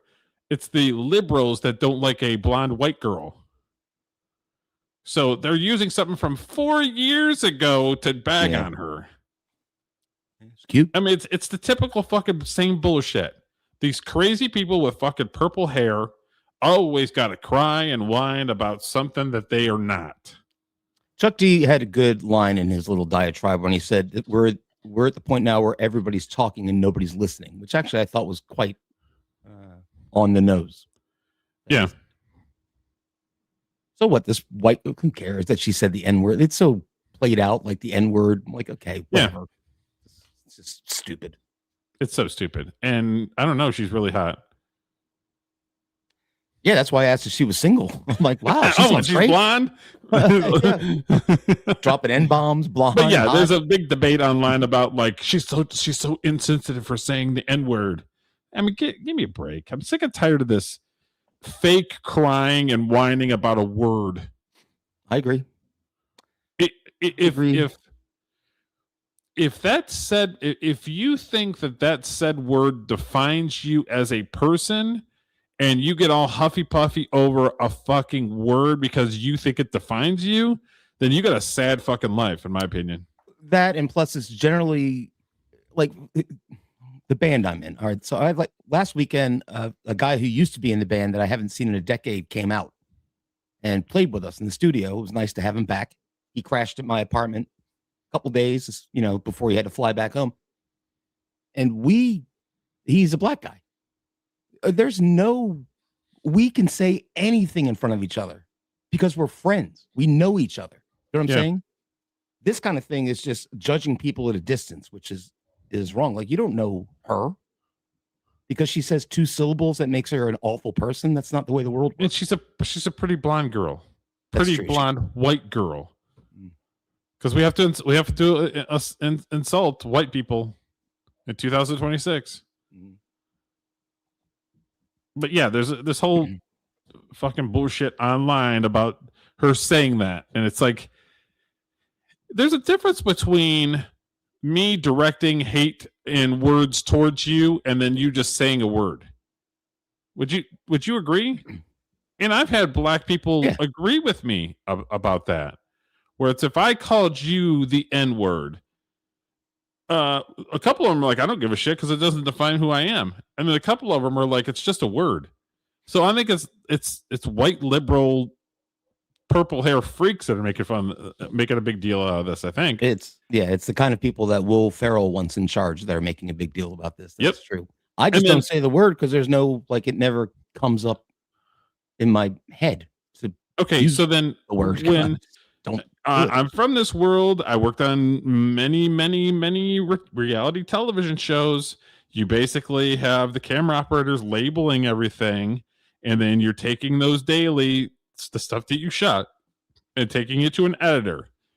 So why are we not outraged with the editor stealing footage from the place that he works to get this person?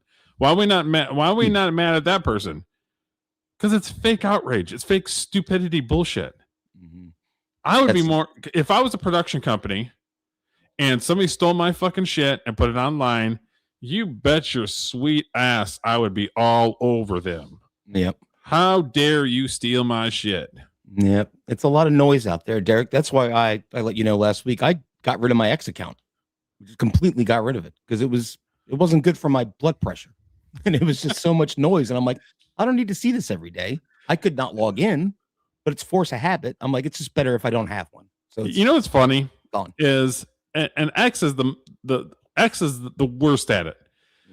I have been posting our live streams and our clips and everything for a good 6 months straight.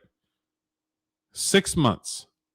And some of the clips get good viewership, some of them don't. As soon as I start talking politics, I get force fed all kinds of shit. Yeah. And then when I comment on the shit, I constantly get, are you a real person? Are you trolling? Are you a real person? And it's like, number one, you're force feeding me the shit. And then when I respond to it, you don't like it. Number two, I legitimately was posting our clips in X and you weren't pushing them. So what the fuck do you want? They want the fucking hate engagement. Yeah, that's a good That's point. what they want. Yeah, that's almost why, I don't like, I gave my piece on the Chuck D speech because it's on our show and I should have an opinion on it if I'm doing a show with you, but yeah, it's not normally the kind of thing I like to like walking on eggshells. Like I have a band I have to worry about on what crazy shit I say here to get seeped over there. And it's yeah, but I mean, we do it in good faith. That's why I'm not ever worried about us because we have the conversations. So there are some people that are in the fucking comments that make dumb fucking statements or whatever, but we have honest conversations. There are stuff that I legitimately don't understand, and we have conversations about it. Yep, that's true. That's true.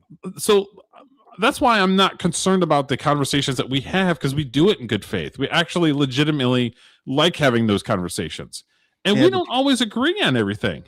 And you're not a religious guy, but I'm a very faithful guy. But we never press each other on the fact that you're not religious, but I'm a very faithful person.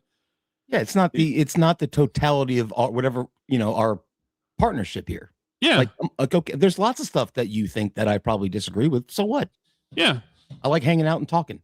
Yeah. So and the disagreements is what makes the show fun because not everybody's going to see the world the same way. But we can actually have a general dialogue. Yeah, the problem is we are speaking in good faith, but the problem is the reactions to what we say sometimes are not. Yeah, they're troll out like, hey, isn't that the guy that runs the hospital saying this stuff? And the next thing you know, I'm playing guitar at a subway station somewhere. But have you done that before? No, I'm not a good enough singer to pull that off. Okay. That's my problem. So yeah, we've had a lot of hip hop drama and weirdness today, and it's going to continue.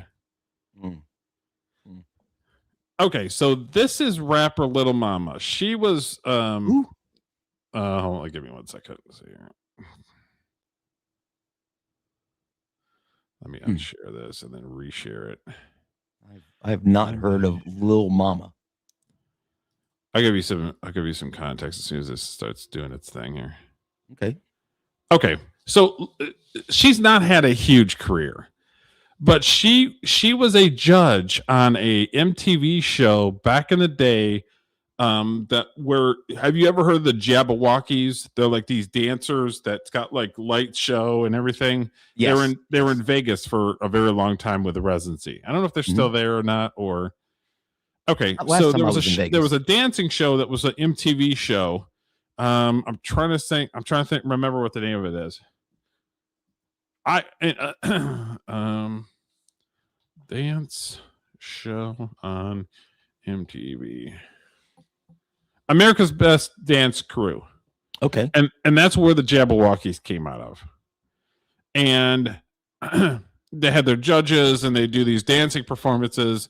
And Little Mama was a judge and she was there from the beginning. So she's not really had a huge R&B or rap career, but she was known in the MTV circles because she was a host. See what I'm saying? Yeah. But over the years, as she's gotten more vocal, so we're gonna listen to what she has to say. All right. All right, y'all. Little mama got down with them people, and now she's having regrets. People are selling.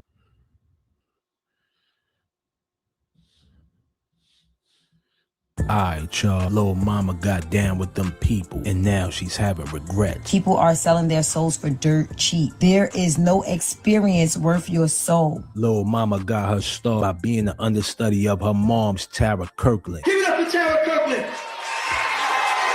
Thank you.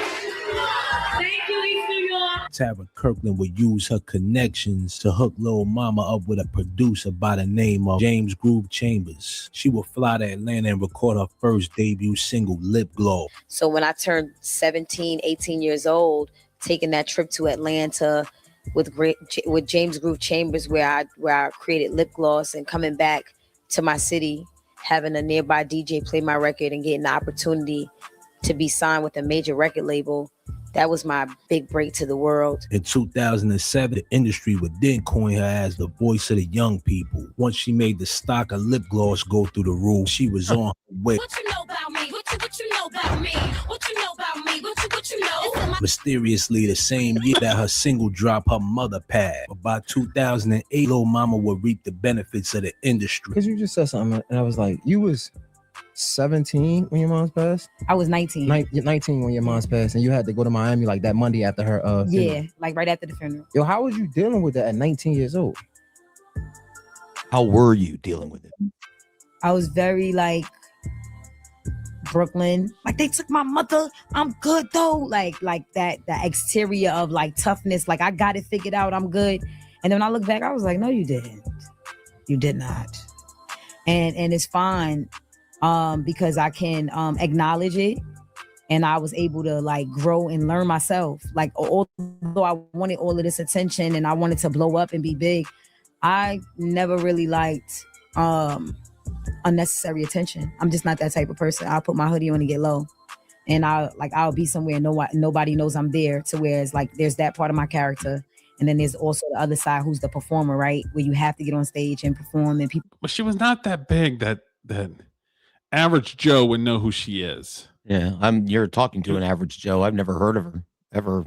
That's what I'm saying. It's like, yeah, she, like I said, she was in the MTV circles because she was doing hosting for MTV on some of the shows and stuff. But it's just like she wasn't that big for that an average Joe would know who she was. I know who she was because of that, and I worked on that show.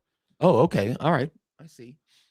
But in these circles, much like the kind of music I like progressive rock, there's lots of bands I love that I guarantee you've never heard of. So it's maybe similar just in hip hop culture. Maybe it is kind of crazy that there's so many bands and artists out there that nobody's ever heard of, but they've been around doing it for years.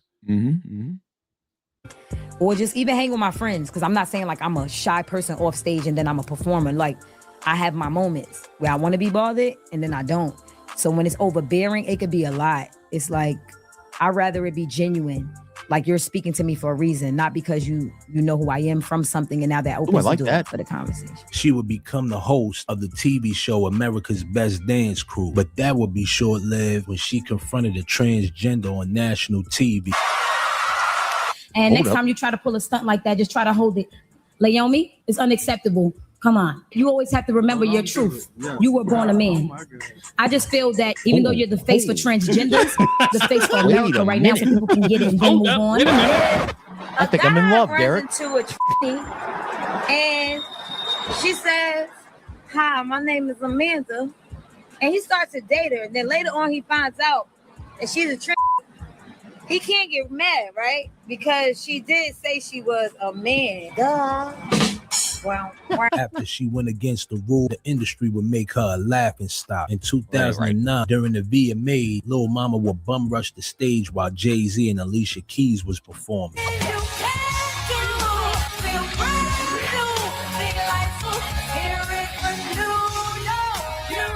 And we still don't know what made her go up on that stage. In 2011, she would go on the Breakfast Club and be humiliated by Charlamagne the God. One of my nicknames for you is the voice of the young struggle face. What? It's because you're young, but you have an old face. Like how Drake says, I'm really too young to be looking this old. Well, it's like, you, Greg Oden, and LeBron James have the same gene. Like y'all young with old faces. Like you might have Benjamin Button syndrome. You probably start looking y'all younger gotta as you see get older. Charlamagne's face. Seriously. Jay-Z was like, who's this young man trying to get on? And mark my words, this is just kind of coming out in the weeds the last 6 months or a year. Mark my words, she's gonna start, like, the claws are gonna start coming out. Good. I'm picking up what she ain't too happy with Jay-Z. So Jay-Z should be in prison for all the shit that he's involved in. And she is publicly come out and said that his ass should be in prison.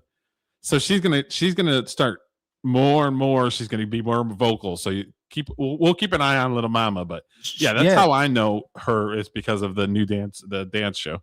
My take on what I've just seen, and I've never heard of her before, is she's cute. Yeah. Pretty girl, which is, whatever, it counts in the public eye, right? Yeah. And she's super Brooklyn. I have my boss at work is from Brooklyn. He cuts straight to the point. Oh yeah. Which I love. Yeah. Because our meetings last 2 minutes. And you get the feeling that if she says something or wants to say something, she's gonna just say it. And I like what she did on that show, saying, "Well, you're a man." I mean, oh my God, my third it's wife. one of those things where it's like, okay, so if you're a dancer and you happen to be a male, dressed up like a girl, sure. And then you walk up to a girl that's like 5'6" and be like, "Oh, I need you to hold me up and so I could do a pose." And it's like, you're not trying to disrespect the person because she is acting like something else that she biologically is. But it's like, would you really expect a girl that's like 5'6" to be able to hold a guy up into so she could do a fucking pose or something? No. You see what I'm saying? Like there's a lot of situations where these people are so delusional, they want you to be part of the delusion. And it's like, no, I'm not doing that. I'm not going to hold you up so you can do a fucking pirouette when I'm like 5'6". Reality does rear its ugly head at some point. You have to call it out. And that's probably what she was talking about. Is the transgender person was probably doing girly stuff and not guy stuff. And it's like, you're a guy with a bunch of girls. You should be swinging those girls around and doing cool shit with them. Yep. And the transgender is so worried about being transgender as opposed to doing something cool. You know what I mean? Also, yeah. And this apparently, that clip from that dance show isn't in existence anymore. So that may have been an older clip that it seemingly people are digging up and bringing up now. Oh yeah. I worked on it. I want to say 2009, 2010, maybe 2011. And like I said, the Jabberwockies were the first ones that won it, and they had a residency in Vegas forever. See, so basically, this is something she said maybe around 15 years ago, and now it's getting because she probably said something that they don't like, so they're going to drag her on something from 15 years ago. All right, well, I'm on Team Lil Mama so far. Yeah. Yo, I've been waiting for us to do a track for a minute, so I'm like, Snoop gets high. Yeah, Snoop gets high. So he probably was just talking out his ass. Really, are the rumors true about Keisha Cole shooting a biopic and you're going to play a young Frankie? You know what? I saw your little video. You're a mess. I just want her to stay true to herself. She shouldn't try to imitate everybody else. I've taken a step away from music already. I'm getting back into the music now. Okay, My so music that's will the speak for plan. itself. I'm not here to say what I'm gonna do. When I was 17 years old, I put out an album while my mother was dying of cancer. That right there alone is a struggle. That's hard. Right. That's tough for anybody. But my music will speak for itself. My actions will speak for itself. My mother will be proud. My father will be. In my opinion, that's how I roll. Yeah. Like, I don't like they're ganging up on this girl and making her cry. That ain't right. hey, yeah, that ain't right. I'm just saying, I've always had the attitude, even when I was younger, that like my art will speak for itself. If people like it, everything else will follow it. I don't have to pretend to something I'm not. Yeah. And I've had that mantra forever. So it's like, the Warrior's starting to get traction now, where like I've got it on 4 different places, and it's climbing. So it's like the right person sees it, and then they're like, man, that's great. You know what I mean? Like that's what the hope is. I make my art, I put it out in the world, and hopefully people enjoy it and people get something out of it. You know what I mean? I think we're both in the same boat. My friends and I, who are a band, make music because we do it for the love of the game. Really, we like hanging out with each other, and that's what we do. Yeah. But I'd be lying if I didn't hope that one more of them people hits. would see it, or not even. We're too old to be popular like that. But I would like, in the back of my head, I'm like, we worked really hard on this. It would be great if more people saw this. Yeah. Which is why I changed my X account from my personal account just to a band account that only talks about, hey, we're coming out with this song in a week. Hey, we're working, to try to take it a little more seriously, I guess. But, what she's saying, going through the creative process at such a young age, when you're probably too young to really process what's happened to your mom, was probably difficult at the time. And looking back on it as an older person, she may now be realizing it was more difficult than maybe she even thought it was at the time. Yeah. Because her mom was an entertainer. So, but doing art is a way sometimes to deflect tragedy in your life. Oh yeah. I hate to use the phrase safe space, but it's kind of I'll use the phrase because I can't think of another one. It's a place to go. It's a distraction. It's a keep your mind on something fun or something that is engaging. Oh yeah. When I'm in the studio with my band, I'm thinking of nothing else but the music we're working on. Yeah. But unfortunately I have to leave. Come home. Go to work. Proud. At the end of the day, and nobody can stop me. Period. How does your mother you can feel talk about your music career? My mother was a musician. So my mother, she was raw. She was real. She was official. So she loved music and I love music. And I'm not here to encourage anybody to support me. I'm not here for none of that. I'm just here to let y'all know what it is. I think you got a real take story to it or tell. you leave it. I think you got a real story to tell, and I think you should tell it. And stop focusing on the gimmicks and stop letting people But I'm make not you out focused to on be the a gimmicks. caricature. Because right now you're like a caricature yourself. But you're the person that's promoting that. I'm not And promoting you're that. supposed to be a person that's from my community, a hip hop community that's supposed to support the youth that's coming out of here. I understand your character. I understand that you're here to bash people, make jokes, and be funny. I get it. I totally get it. But at the end of the day, keep it official with yourself.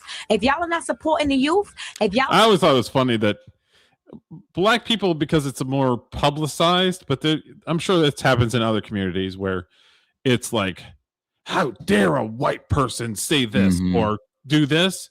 But then in their own community, they're like, this motherfucker. You know what I mean? Like, it's like, I didn't like when she said you're supposed to be somebody supporting. outside the community can't say nothing, but inside the community, they're fucking bastards. Yep. This motherfucker, this bitch, this coochie mama, all this other shit, Yeah, the whole idea that just because you're of the same race or grew up in the same street doesn't mean that you can't be an asshole. Yeah. According to somebody down the block. That's true. Like when you go, well, you're supposed to be supporting our culture. I'm like, according to who? Like, what? Like, that's what I would say if I was Charlemagne. I'd be like, I got my show on Sirius XM. I got my own opinions. You don't like them? Sorry. Yeah. Kick rocks. You're right. Kick I'm not rocks. supporting the young people that's coming out of this community. Nobody else would support them. They follow radio. They listen to whatever y'all play. So when y'all young kids grow up to be hoes and dealers, it's because of you. After going through numerous humiliation rituals, the industry would give her a second chance. She would reach out to MC Light, skip the line to get an audition for the Can you pause real quick? TLC I have a movie. question She called me about up. this. I'm assuming this is an AI narrator. Oh, it's hard to say. If it is, I have questions. But okay. Said she needed to get in and read for this role, and I called who I had to call, and they called who they had to call, and we were able to get her in the room, and she showed off her stuff, and they called her back, and then they called her back again, and then, so she was well deserving of it. When it comes to roles like this and projects like this, the truth is told. They're not casting someone who isn't exactly right for the role. So I'm excited for her. To everybody out there that have dreams, goals, and aspirations to be something great in life, no matter what it may be in the entertainment field, it may be in front of the camera, behind the cameras, it may be, in the office, it may be a lawyer, entertainment lawyer, it may be a criminal lawyer, it may be a doctor. Whatever your profession is, whatever you see yourself doing, starting a brand, do it and keep doing it. As of recent, Lil Mama put out a PSA about people selling their soul. People are selling their souls for dirt cheap. I want you to know that there is nothing more precious than you. Allow God to use you. Be true to yourself. Be yourself. There is nothing or no one that is worth trading in your morals or your principle for. There is no amount of money. There is no Birkin. There is no Kelly. There is no experience worth your soul. I'm urging every young woman to respect yourself. Respect yourself. Same way I would tell my sisters, I'm going to tell you. You better be mindful of what's going on in this world. Mental illness is at an all-time high, and people are selling their souls for dirt cheap. Don't let it be you. Let me know what y'all think. Did Lil Mama realize she made? I mean, I agree with her 100%. I've been talking about this for the 6 months or 8 months that we've been doing this freaking podcast. Mm-hmm. People will sell their freaking soul for nothing. Yeah, I don't have any disagreements with everything she said. I'm still fascinated by the narrator. Because on one hand, I'm like, here's why. On one hand, I'm like, is a human being really speak like that? I think it was a human being. He had a very smoky voice. I don't think AI could do like a smoky voice like that. Well, if that was an AI voice, then that's another issue. I'm like, are we training AI to talk like that? I don't know what's going on, but yeah. Oh, well, let's assume it's a real person. No, good for her. I hope. You know what I'm not going to do? I am not going to go listen to a Lil Mama song because I don't want to not like her. I mean, she's probably talking about coochies and all this other stuff because it was in the late 90s, 2000s, which is where all the girls were talking about anyway. That's what they talk about now. Because you had Little Kim, you had Little Mama, you had a bunch of them. MC Light was in that video. She's an old school female rapper. Oh, yeah. Way back. Got kids and grandkids, but he was here illegally the whole time. Let me ask you. Do you know who DJ Vlad is on YouTube? I do not. He has mostly African-American guests, but he talks to musicians and old school actors. I've played some of his clips here and there when we were talking about somebody specific or whatever. But this one, he's not agreeing with 100% of what's going on. So that's why I was like, ooh, this is interesting. Okay. Speaking of the Grammys, what's your opinion on this is? Because Billie Eilish, singer, is that her name? Yep. She said as she got an award, no one is illegal on stolen land. And of course, a lot of people in the Grammys applauded, stood up. But a lot of people, and if I'm being specific, white people were pissed at that.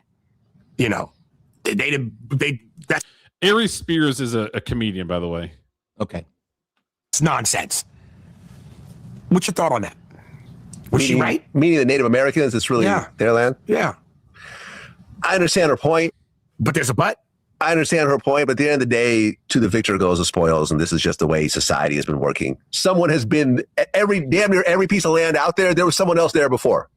And someone took it over, usually by force, and that's just how it is. That's a very white answer.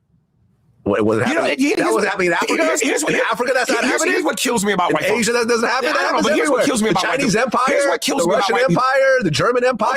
Okay, That's the most racist shit I've ever heard in my life. That's the most right answer. That was actually a pretty spot on answer. It's a completely accurate answer. It's the way the world's always worked. I'm getting sick and tired of black people getting the pass of not being racist when that was one of the most racist shit I've ever heard. I don't even know what he means. I guess where he's going with this is that. Well, yeah, he's going to give more context or whatever, but okay, all right. Yeah, that was the most racist shit I've ever heard. It's the most white answer. You kidding me? DJ Vlad literally has musicians, comedians, actors, poets, like you name them, they've been on DJ Vlad's freaking channel. Mm-hmm. Like he'll listen to anybody. You can give me 1,000 examples. I'm telling you, here's what's funny to me about white people. And this is why I constantly I'm called a racist and I don't like white people. There was a great quote I read in my comment section on one of the most recent posts on my Instagram about a white woman who broke some of this down. And somebody said, black people need to stop playing the race card. And then someone in the comment wrote, listen, if y'all want black people to stop playing the race card, tell white people to stop dealing it to us. And why you as a white person, have I ever dealt a black person a card specifically because of that? No, I haven't. No, Like, I don't. what is he talking about? I don't know. I think I don't know. I think some cultures drill this into your head so hard when you're young that you grow up thinking that your lie is reality. Don't give us don't deal us the race card. It's like every time I turn around, if I say anything you don't like, the race card is popped out like a freaking like a piece of candy that you put in your mouth. I mean, every single time. Bunch of eyebrows. Like you don't understand what that I don't means. understand. Can you explain it to me? Like I don't get it.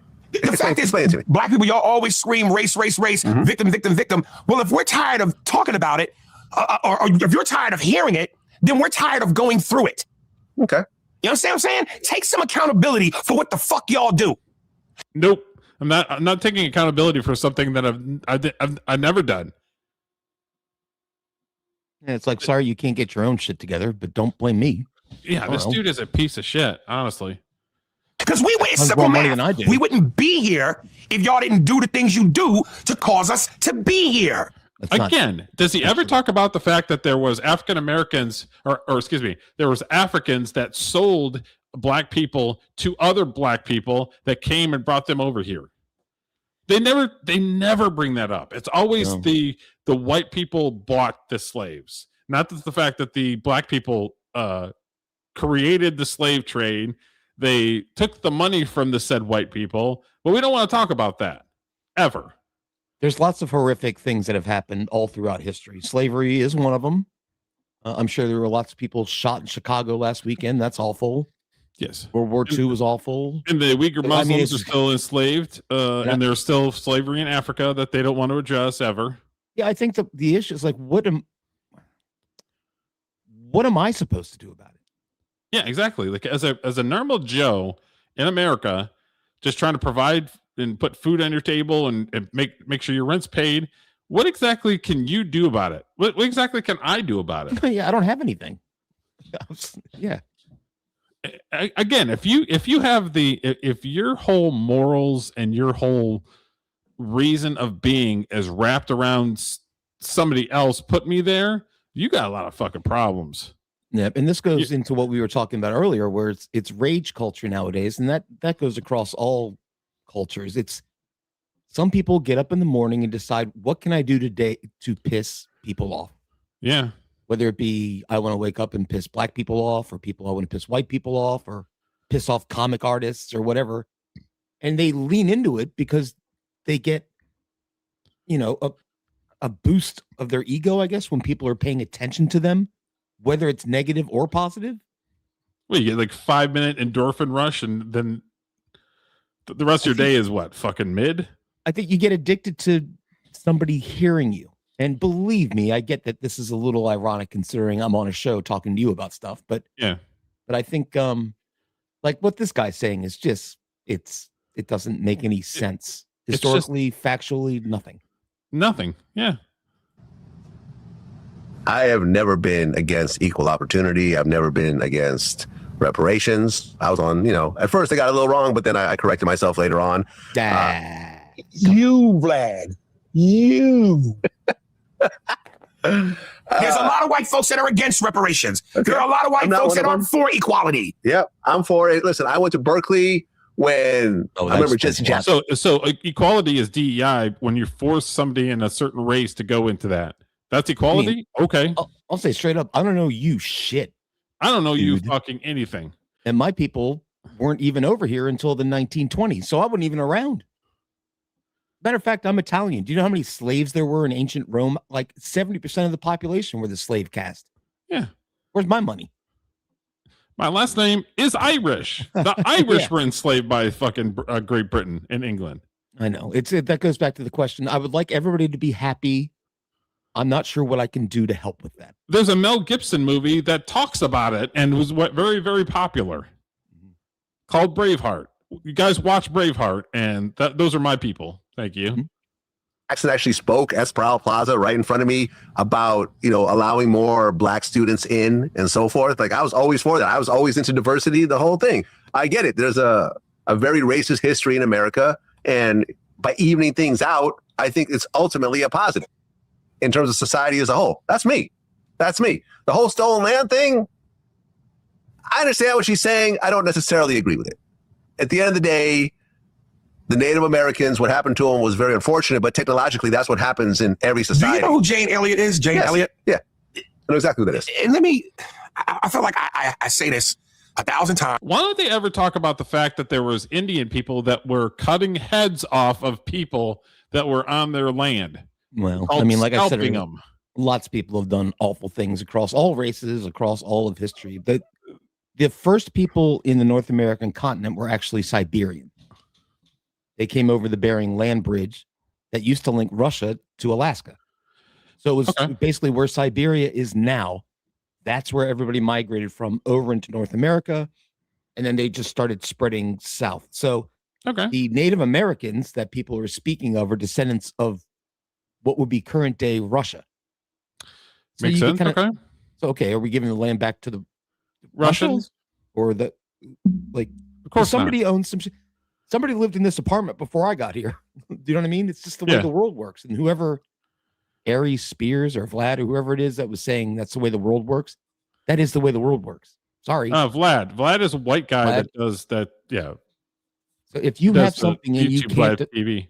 If you have something, whether it be land or a diamond or $100 cash, and you can't defend it, and somebody takes it, then it's theirs. Yes. I don't know. It's always worked that way. Pretty much. Like entire areas of the inner city that aren't safe to walk anymore. Tell me how that happened. Who took that land? Because the attitude from this freaking weirdo. Anyways. Again, this is a learned attitude. He wasn't he wasn't born with this attitude. He had dumbasses infect his brain with all this dumb shit. He's from New York, of course. Communist fucking haven. Yeah. Plus, I always question anybody who wears a red Yankees cap. That's always a giveaway to me. Get the fuck out of here. If you're an actual Yankees fan, you went the traditional one? Right. I'm a Detroit Tigers fan. I want that old English, old school blue, old English D. That's what I want. I'm a Washington Capitals I don't need a fucking new age, different colors. No. I want a blue cap with the old English D on it. Mm-hmm. So I'm debating. I'm even questioning if he's a fucking New York Yankees fan. I feel like I shouldn't have to say this, but I want to be abundantly clear here. I have zero issues with white people. I like white people. You're white. I like you. I like you too. What I have a problem with is how quickly white people are very dismissive, arrogant, and lack empathy. Because every time black people discuss race or what we've been through, white people don't want to hear it. They are quick to dismiss, deflect, bring up numbers and statistics. And it's like, this is why this race thing in America, it ain't going nowhere. Because in order for it to be solved, white people have to be willing to listen and stop defending themselves and stop feeling threatened when truth is brought up. And this is why black people love A. Jane Elliott, because she's one of the white people who will say to white people, knock it the fuck off and listen. White people don't want to listen to black people. They don't want to hear it. And again, if you think I'm bullshitting, YouTube Farrakhan on Donahue. That is some of the greatest television when it comes to race. White people don't want to hear it.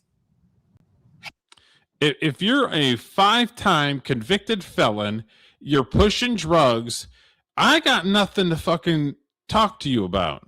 I don't have anything in common with you. You know, the inner city is full of those guys. Yeah. And plus, I will say from what he... Oh, go ahead, Derek. I'm sorry. I interrupted you there. Oh, it's all good.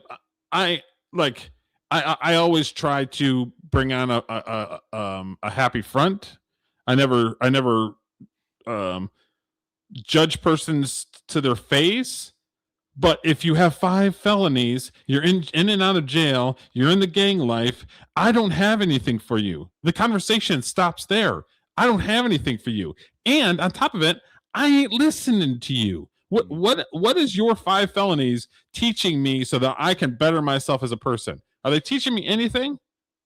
No, they're not. No. Plus, what he is stereotyping white people, which is exactly what I believe black people accuse white people of doing. It's like he's doing the exact same thing that he doesn't want done to him. Also, anybody who ever talks to me in any walk of life, whether it be a wife, a boss, a friend, don't ever start a sentence talking to me with "you need to." Yeah, I don't need to do anything. I don't need to do shit. So I need to pay taxes, die, get some food, pay my rent. Yep. But whatever. He's on a roll, I guess, and I think he's genuinely believes what he's saying. And there's this one moment where this old white lady says to Farrakhan, I think what scares us is we hear violence. And Farrakhan goes, isn't it funny how you feel and hear violence when black people have been the victims of violence for so long? Against other black people. Are you going to say that, dude? Well, the white lady that was speaking to Farrakhan on the Phil Donahue show was probably speaking in the now. Yeah. Like in whatever year it was, 1987, whatever. This is how we feel now. The response can't be, well, yeah, but we felt that way 200 years ago. Like, well, we're not talking about. We're talking about like now. What are we talking about here? Yeah. Like, I wasn't around then. So none of my ancestors were here. For them 200 years ago. No, no. What you are afraid of is that if we come into power, we will do to you what your ancestors and forefathers did to us. And that is not the mind of black people. He didn't even get all that out. They cut. So Obama was a good president? Okay. Yeah, he wasn't. He completely screwed up race relations, in my opinion. Yeah. Good old Obama. On that. I don't think, well, I don't know. In my opinion, and this is a hot take. I know most people don't agree with this. I don't think he personally harmed race relations. I think the community got so hyper that there was somebody that wasn't 100% white in the White House that they got empowered and created a lot of friction. I mean, Obama's half white. He's not. Yeah. Well, I mean, Black Lives Matter was created under the Obama administration. Well, that was a grift. But okay, so I don't know. So Obama had a lawyer that was a pretty high powerful lawyer. You know who also he lawyered? Jeffrey Epstein. So Obama was not a nice guy. No, maybe not. I don't know. I didn't. As a president, I was just like shrug my shoulders. I'm like, yeah, whatever. It's not somebody. I think the only thing he'll be remembered for is not being 100% white. Yeah, I think black people resent that he wasn't 100% black. Maybe I don't.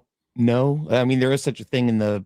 I think from what I've heard, in the black I'm community mad that you're because not black. Donald enough. Trump isn't 100% white. I mean, Yeah. what are we doing here? all What are we silly. doing? But whatever. I mean, I'll give this Aries Spears guy some props for speaking his mind, and if that's how he really feels and he's genuine about it, then I don't have the problem with him having the conversation. Sure. It's just when you start the conversation, you white people, that's the most racist shit I've ever heard in my life. Yeah, I did not like Vlad going, well, I used to be on one side about reparations, but I got, I got educated and now I'm on the right side. I'm like, oh, okay. Because he interviews hundreds and hundreds of black people. Oh, there you go. I didn't know that, but there you go. You're probably correct. Okay, this is one of my guys right here. What's up, Kid Rock?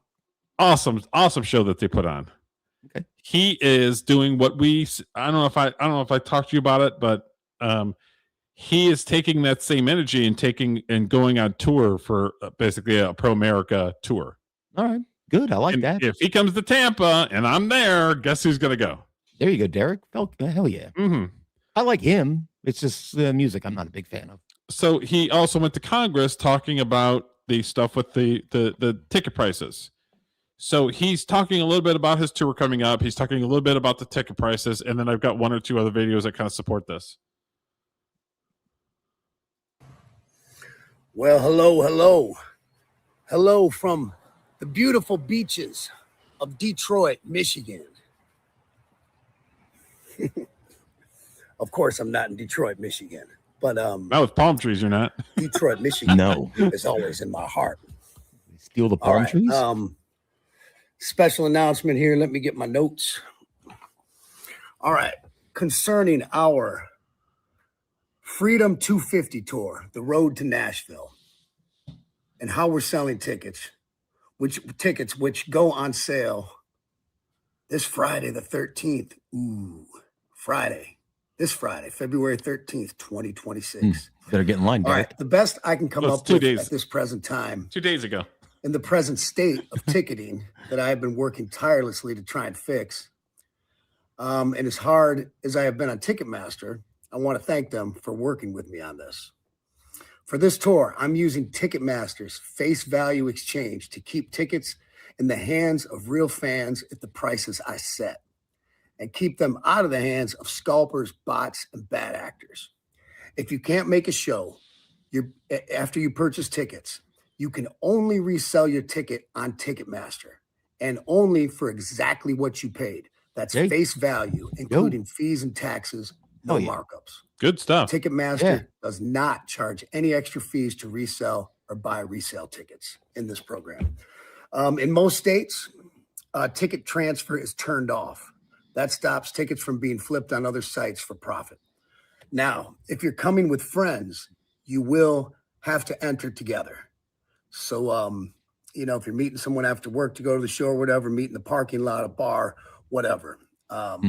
Might be a small inconvenience for some people, but for the majority, this program's hopefully going to work out. Is the best we've ever had. Every ticket sold through face value exchange is 100% legit and will guaranteed get you in the door. Now listen carefully. If you buy from any other sites, there's no guarantee you're getting in, and most likely you will not. I mean, go to StubHub right now. Somehow they already have tickets on sale for my Freedom 250 tour, which are not even on sale yet. What the? So that should speak volumes and tell you everything you know about buying from secondary sites. So one more time. Number one, if you buy or sell tickets anywhere but so StubHub is basically selling you the dream of something that they don't have yet. Yeah, and I didn't know that. That's bullshit. I didn't know that. That's crazy. Yeah. Because I used StubHub before for a lot of stuff. Oh, have you really? Yeah, football I like going games. through Ticketmaster or Live Nation, but sometimes they're cheaper. But that's it's opening my eyes with the conversation that they're having about they're selling tickets that aren't even out yet. They're not even created yet, so they're selling you a dream of something that doesn't exist. How do you know that's legitimate? You know what I mean? Yeah. Yeah, I like his idea a lot, and it actually lines up with what we were talking about last show when we talked about this, saying they've got to figure out a way to cap the resale value. Well, yeah, he's going like 200% and saying, yeah, it's capped at face value. That's it.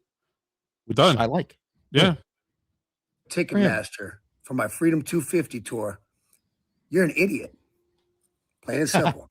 Number 2, again, if you do buy tickets off another site, there's no guarantee you're getting in, and most likely you will not. Now, some states require transfer to stay on by law. I'll go figure. Who does that help? The scalpers? Oh, which states would that be? Shocker. Connecticut, Colorado, Illinois, New York, Utah, and Virginia. But resale prices on Ticketmaster will stay at face value. It's not perfect, but it's a real step to protect fans and shut down the scalpers. Same tickets, same prices, just fair access. Buy your tickets, come to the show, and if plans change, sell them the right way so another fan can get in.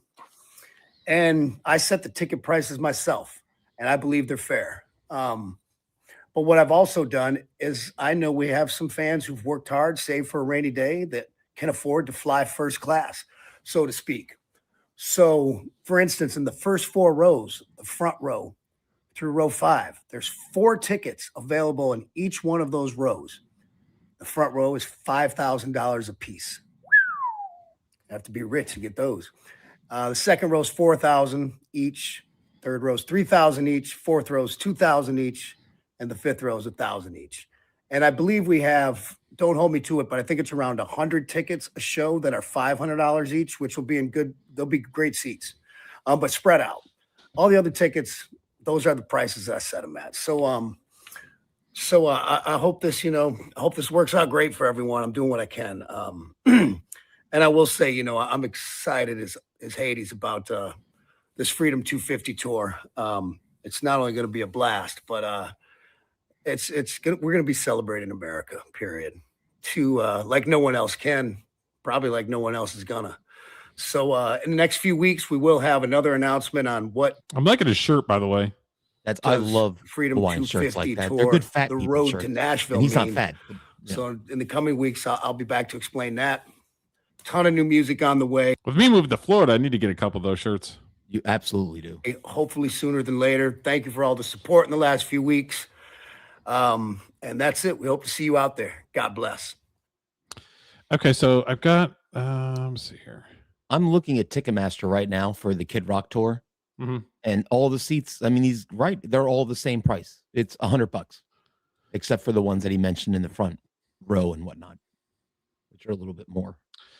Okay, this is just a statement, pretty much saying the same thing. I mean, he almost read it word for word. The extra cost to fans, same tickets, same price, just fair access. Can I try sharing my screen real quick, Derek, so I can sure see if it works anyway? Whatever. Blah blah blah blah blah. All right, here we go. Can you see it okay up there? You may have to allow it. There we go. So this is the first show in his tour, which is May 1st in Dallas. Hold on, give me 1 second. Might be having an audio issue. Give me 1 second. Okay. On this, can you hear me now? No, I got the little message saying that they're with the sound. Okay, go ahead. So basically, in a nutshell, like he was saying, if you go to the front here, he was saying front row 5,000, like he said, 4,000 second, 3, all the way back. All these other seats here in the front area, they're all $200. In this level, they're all of them are $100. There's no variation whatsoever. And if you want to sit at the lawn, it's $50. Well, it's nice and simple. It is simple. Yeah, if you can afford $100, 400, 300, 200, 100. I mean, why? I don't understand why. Yeah, it kind of pisses me off with him saying about StubHub. Yeah, and if you look here where they break it down, it's all. I've never seen this on Ticketmaster. Usually there's all kinds of different prices, but see, it's all very, it's uniform, which is good. So good for him. Yeah. Makes me want to like his music more, Derek, because I like him. I can't believe you don't like at least one or two of his songs. I can get down with Bald, whatever that one, the Bald of the Ba. Oh yeah, that one's all right. Okay, so this is just a so this is Tory Lanez. He's like an independent artist, basically. Says Jay-Z offered him millions to sign with Rock Nation, but he declined because he knows how the labels were stealing from the culture only for Rock Nation to frame him later. Don't let Megan Thee Stallion's birthday distract you. I wasn't. Some people bought 5, some people bought 60. It doesn't matter how much you bought. It was only $1. You spent $60, you bought 60. I need y'all to understand. One of those copies right now is going for 50,000, 60,000, 60,000. Yo, my nigga, and these are sold. They're sold. Go look at the list right now and see how small the sellers list is getting. Y'all don't understand what the fuck is going on? Y'all don't understand I just cracked the fucking industry? Y'all don't understand I just cracked this shit? I just cracked this whole shit. It's cracked. It's over. I cracked the whole shit. It's over. It's over. No more middleman. All y'all artists out there, fuck your label. Fuck the nigga that's telling you, yo, you gotta wait for this day on Spotify and on this. Fuck that. Nigga, it's over. Y'all gonna get paid. And your fans gonna get paid. And they gonna keep coming to you. Why? Because y'all making money together. This the digital trap house. Welcome, niggas. Some people bought. So I'd seen this just because he's kind of talking about the same thing. He's an indie artist. Yeah. And it just seemed like the big labels are basically fucking his customers over. Yeah, I agree with what he's saying. I'm not sure why he needed to use all those N-words. I'm very offended by that. But other than that, probably part of his I'm stick, kidding, but, joking. yeah, I know of course he's trying to be hood, but yeah, what he's saying is, other than the fact that you're all going to make a lot of money, well, that's not always guaranteed. But yeah, it's not wrong. That's not wrong. I just thought it was kind of relevant to what Kid Rock's been talking about, because he's in the indie world and he refused to sign a contract because he knew he's pretty much getting fucked. Good. Cut out the middleman is always a good thing to do in any situation. If you can just deal directly with the people who are making shit happen, do that. What do you need a middleman for? Yeah, is what I think he's saying. I mean, you spill facts, boy. I mean, look at your movie. You didn't have a middleman involved in that. You just made a movie, right? I did not have a middleman. We just make songs and post them. That's so I will be back in 2 minutes, Derek. Okay, I was just gonna play a video and do like a 30 or like a 1 minute intermission. Because we're gonna be talking about the movie Rudy and what the movie of Rudy was actually about, and the gentleman who was about it, and the controversy of how it's not exactly factual. So I'm gonna play like a video. Give me 1 second. All right, I'll be.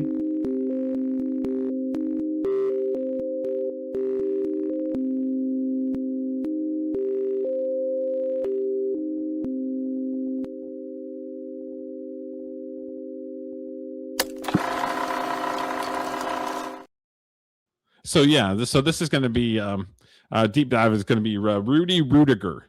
So I thought it'd be interesting because I'm a sports guy. I like sports movies, and I like the fact that sports movies have some background to them. They have a little story that you can kind of understand and you can kind of relate to. And Rudy, I've watched 1,000,000 times. But the guy that it's about he likes like sucking the teat of being Rudy. And so he will sell the shit out of it. He will sell autographs. He will sell merchandise that's got his name on it, the whole thing. So, all right. So I'm gonna show the first one.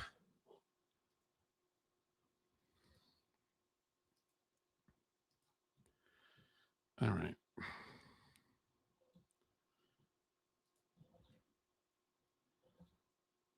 Rudy Rudiger's story has been told many times over the years in the form of a movie. The title, Rudy. Many of you have seen it. I have seen it 1,000,000 times. I love Rudy. Rudy Rudiger's story has been told many times over the years in the form of a movie. The title, Rudy. Many of you have seen it. The kid who grows up dreaming to be a Notre Dame Fighting Irish football player. He has to go to military and then a junior college before he's accepted at Notre Dame. He becomes the most famous walk-on in the history of the game. I sat down with Rudy Rudiger to talk about the movie, his life, and the advice that he gives student athletes. Rudy, let's start with the questions that you've answered 900 times in your life. You're sitting there one day and you get a phone call and somebody says, I want to make a movie on your life? No, not true. What happened? How did it happen? I watched the movie Rocky. Yeah. I got on a plane and went to Hollywood. And who'd you show the script to? I had no script. You had an idea? Just an idea. Wanted to start talking to people. The first guy I spoke to, you might have known this guy, Body by Jake. Jake Steinfeld. Yeah, the big man. Yep. Yeah, and I walked in this restaurant and I asked the maitre d' any producers. He says, yeah, there's one back there in the corner. He said, it's Jake Steinfeld. So you go to Body by Jake, who's doing infomercials. This guy's really going to help you? Yeah, I remember. Yes. Okay, I'm listening. Body by Jake. I said, if I was doing just infomercial about the Body by Jake, and this guy walks up to me, I'm like, do you know what I do for a living? I do shitty fucking workout videos and like supplements and all kinds of shit. Shout out to Rudy, by the way. He was actually in the Navy, so thank you for your service, Rudy. And sooner it was kind of like I allowed him to do his thing, and I kind of scoochied over by him and introduced myself. We start talking like you and I are. And he's from New York, and he's an underdog. So I started telling him my underdog journey to Notre Dame. He liked it. So I said, that's a good story. I said, thank you. And that kind of like started it. Okay. You got a positive feedback from someone. And he kind of connected my story to his journey, if that makes sense. So I started thinking over the years, it's not about me. It's about other people. And if we can make the movie, the story that other people connect to that journey would help them fulfill their goals and dreams. And that's what Rocky did for me, the movie, because he had so many wonderful messages in that movie. Yep. Do you think that in some respects, most kids are better off for life if they go through your journey, where you're maybe not the star player, the most gifted, but you learn to be a grinder? That's a great question. I just got the Valor Award from the Navy called The Underdog, and that question was asked to me, and the way I answered was this. I said, you got to strip away your entitlement and earn through merit, and you'll be a better man. Nothing's free. You have to earn your way. Once you understand that, you'll be good the rest of your life. And I think kids today, because what's disturbing is all this money being thrown around to these kids now. What happens when they can't play football no more, can't earn that type of money? What happens to them? They're dumb as a box of rocks, and they go on YouTube telling everybody how racist they are. That's fair. It's a lot of things are happening in the sports world today. That's got to change. And unfortunately, because of TV money and all this, and that's where the industry was in Hollywood. It was all about what movie can we make more money on? Yeah. And I said, well, I'm not sure if my story would make money, but you have a good story. I kind of latched onto that. And how much did it make? Oh, it's still making, but it's still making. They don't tell you. A lot is the answer. Yeah, a lot. Yeah, who's they? But it gave you a platform. Who is they? To deliver the message that perseverance pays off. Hope. You got to have a dream. You got to have hope. You got to have realistic goals. You got to have goals that you could reach. You got to do the little things that make sense to you to get to the big goal. And all these things are important. And that's what we wanted to bring out in the movie. Academics, I didn't do well in high school because I had a learning disorder. So I had to go get help. But I got help through the military. When I joined during Vietnam, during the Vietnam War, my dad was a World War II veteran. He did the 22 missions on the B-17 bomber. It's fun. I met Rosie the Riveter. That riveted his plane a couple of weeks ago in Washington when we did the Valor Awards. She was 101 years old. So you just never know who you're going to meet later on in life by taking that choice, making that decision, making that choice to do better. And I knew the Navy, I had to join to do better because I was stuck. And when you're stuck, you need to go out and find yourself, who you are, what you are, and earn that. And that's what the military did for me. It made me a believer in Rudy. But if they said realistic wouldn't be ever playing in the field at Notre Dame, and you did it.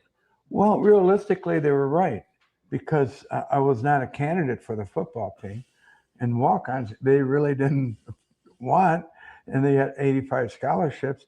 But because of the military, Era was Navy, ex-Navy. He honored the Navy. He honored the military kid. I was a junior when I walked in, so he allowed me to walk on as a junior. He didn't ask me how fast I ran. He knew I had character. Maybe this kid has something to offer the team that we need. Hard work pays off, get better, pays off every day. You don't have to be the best, but contribute to See, the movie doesn't even talk about him being in the military. He goes to the college next door for 2 years, and then he finally gets accepted to Notre Dame. Yeah, he went to another Holy Cross college, something, Holy something or other. Literally like right next door, Holy Cross. Yeah. What's interesting, what I learned today is that he did apply to Notre Dame, but his grades were too low. And he was saying it's because he was dyslexic. So, which was odd because he joined the Navy and became a yeoman in the communications department, which I was like, wait a minute. Dyslexia communications department. I don't know if that's a good fit, but I'm just joking. I have a lot of respect for the man for being in the Navy. But when I was doing my research, I also learned that he grew up in a family. He had 13 siblings, this guy. 13. Yeah. Holy smokes. the team. That's what we need. And he saw that. Did you get beat up a lot in practice like in portray? Probably worse than what you thought, because they didn't take, look, the problem with a walk-on, they don't want you there. Okay, because they don't want you, they'll do everything to get you out of there. And the more you volunteer for stuff, I was okay because I've been through boot camp, been through the, Mediterranean, North Atlantic. I was, fighting the Russian and whatever. I can deal with this. My life is kind of like, hey, you have to kill me before I leave. That type of attitude. I did not fear that type of punishment, so I was willing to take it. And because you kept yourself in shape, that helped. So, but that inspired other players. Why is this kid out here? The coach He's knew that, never right? good. He said The that coach he knew sent a that. message to the other guys that got the gifts, right? Well, Devine would always bring that up at practice. Be more like Rudy. Coach, be quiet. No. Oh, that pissed me off. If somebody's like, be more like this guy. Fuck Yeah. you. That guy? Okay. So we'll go back to this one. I've got a couple of ones that will kind of give like a different perspective of this. All right. Because right now we just have his point of view, and he likes Rudy. So far, he's a likable fella. He seems like a nice guy. Oh, here comes Joe Montana, Notre Dame alumni. Like the movie Rudy. It's the movie, remember. Not all that's true. In 2021, the former starting quarterback for that 1975 Notre Dame team, Joe Montana, appeared on The Dan Patrick Show to debunk several iconic moments from the film, revealing that many of the scenes fans cherish never actually happened. For instance, the heartwarming moment when players laid down their jerseys in support of Rudy. I want Rudy to dress in my place, Coach. He deserves it. Me too, Coach. I want Rudy to dress in my place. According to Montana, it never occurred. The emotional crowd chant of Rudy that echoed through the stadium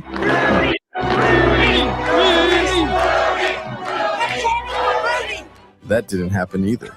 Rudy did, in fact, enter the game and record a sack, but it wasn't as triumphant as portrayed. The game. Now, keep in mind that Rudy Rudiger wrote the first draft, basically. Oh, really? Yeah, I'm sure that Hollywood basically said, "Thank you, we'll take it from here." Sure. But he sort of created the first draft of the movie.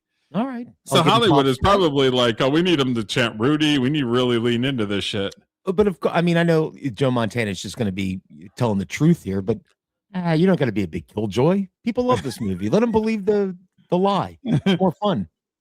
Was already decided, with Notre Dame leading 24-3, and it happened on the final play, which makes the moment borderline unsportsmanlike. So Rudy's going full speed on the very last play of the game, and when everybody's just standing there, he's rushing the quarterback. The quarterback's like, "I'm in victory formation, son. What are you doing?" He just comes and flattens him. I love it. I'm just trying to fucking down the ball. Yeah. While Rudy was carried off the field, Montana clarified it was more of a joke, giving Rudy a brief moment of glory after his sack. So he got in, he did get a sack, and then the guys just carried him off, kind of not playing around. I won't say it's a joke, just playing around. Oh, no, man. Joe Montana ruining the whole thing. I love Joe Montana, but come on. Oh, wait a minute. Did Sean Astin play Rudy? Is that the guy who played him? Oh, wow. Yes. Okay. Samwise Gamgee. Go. Do you get people?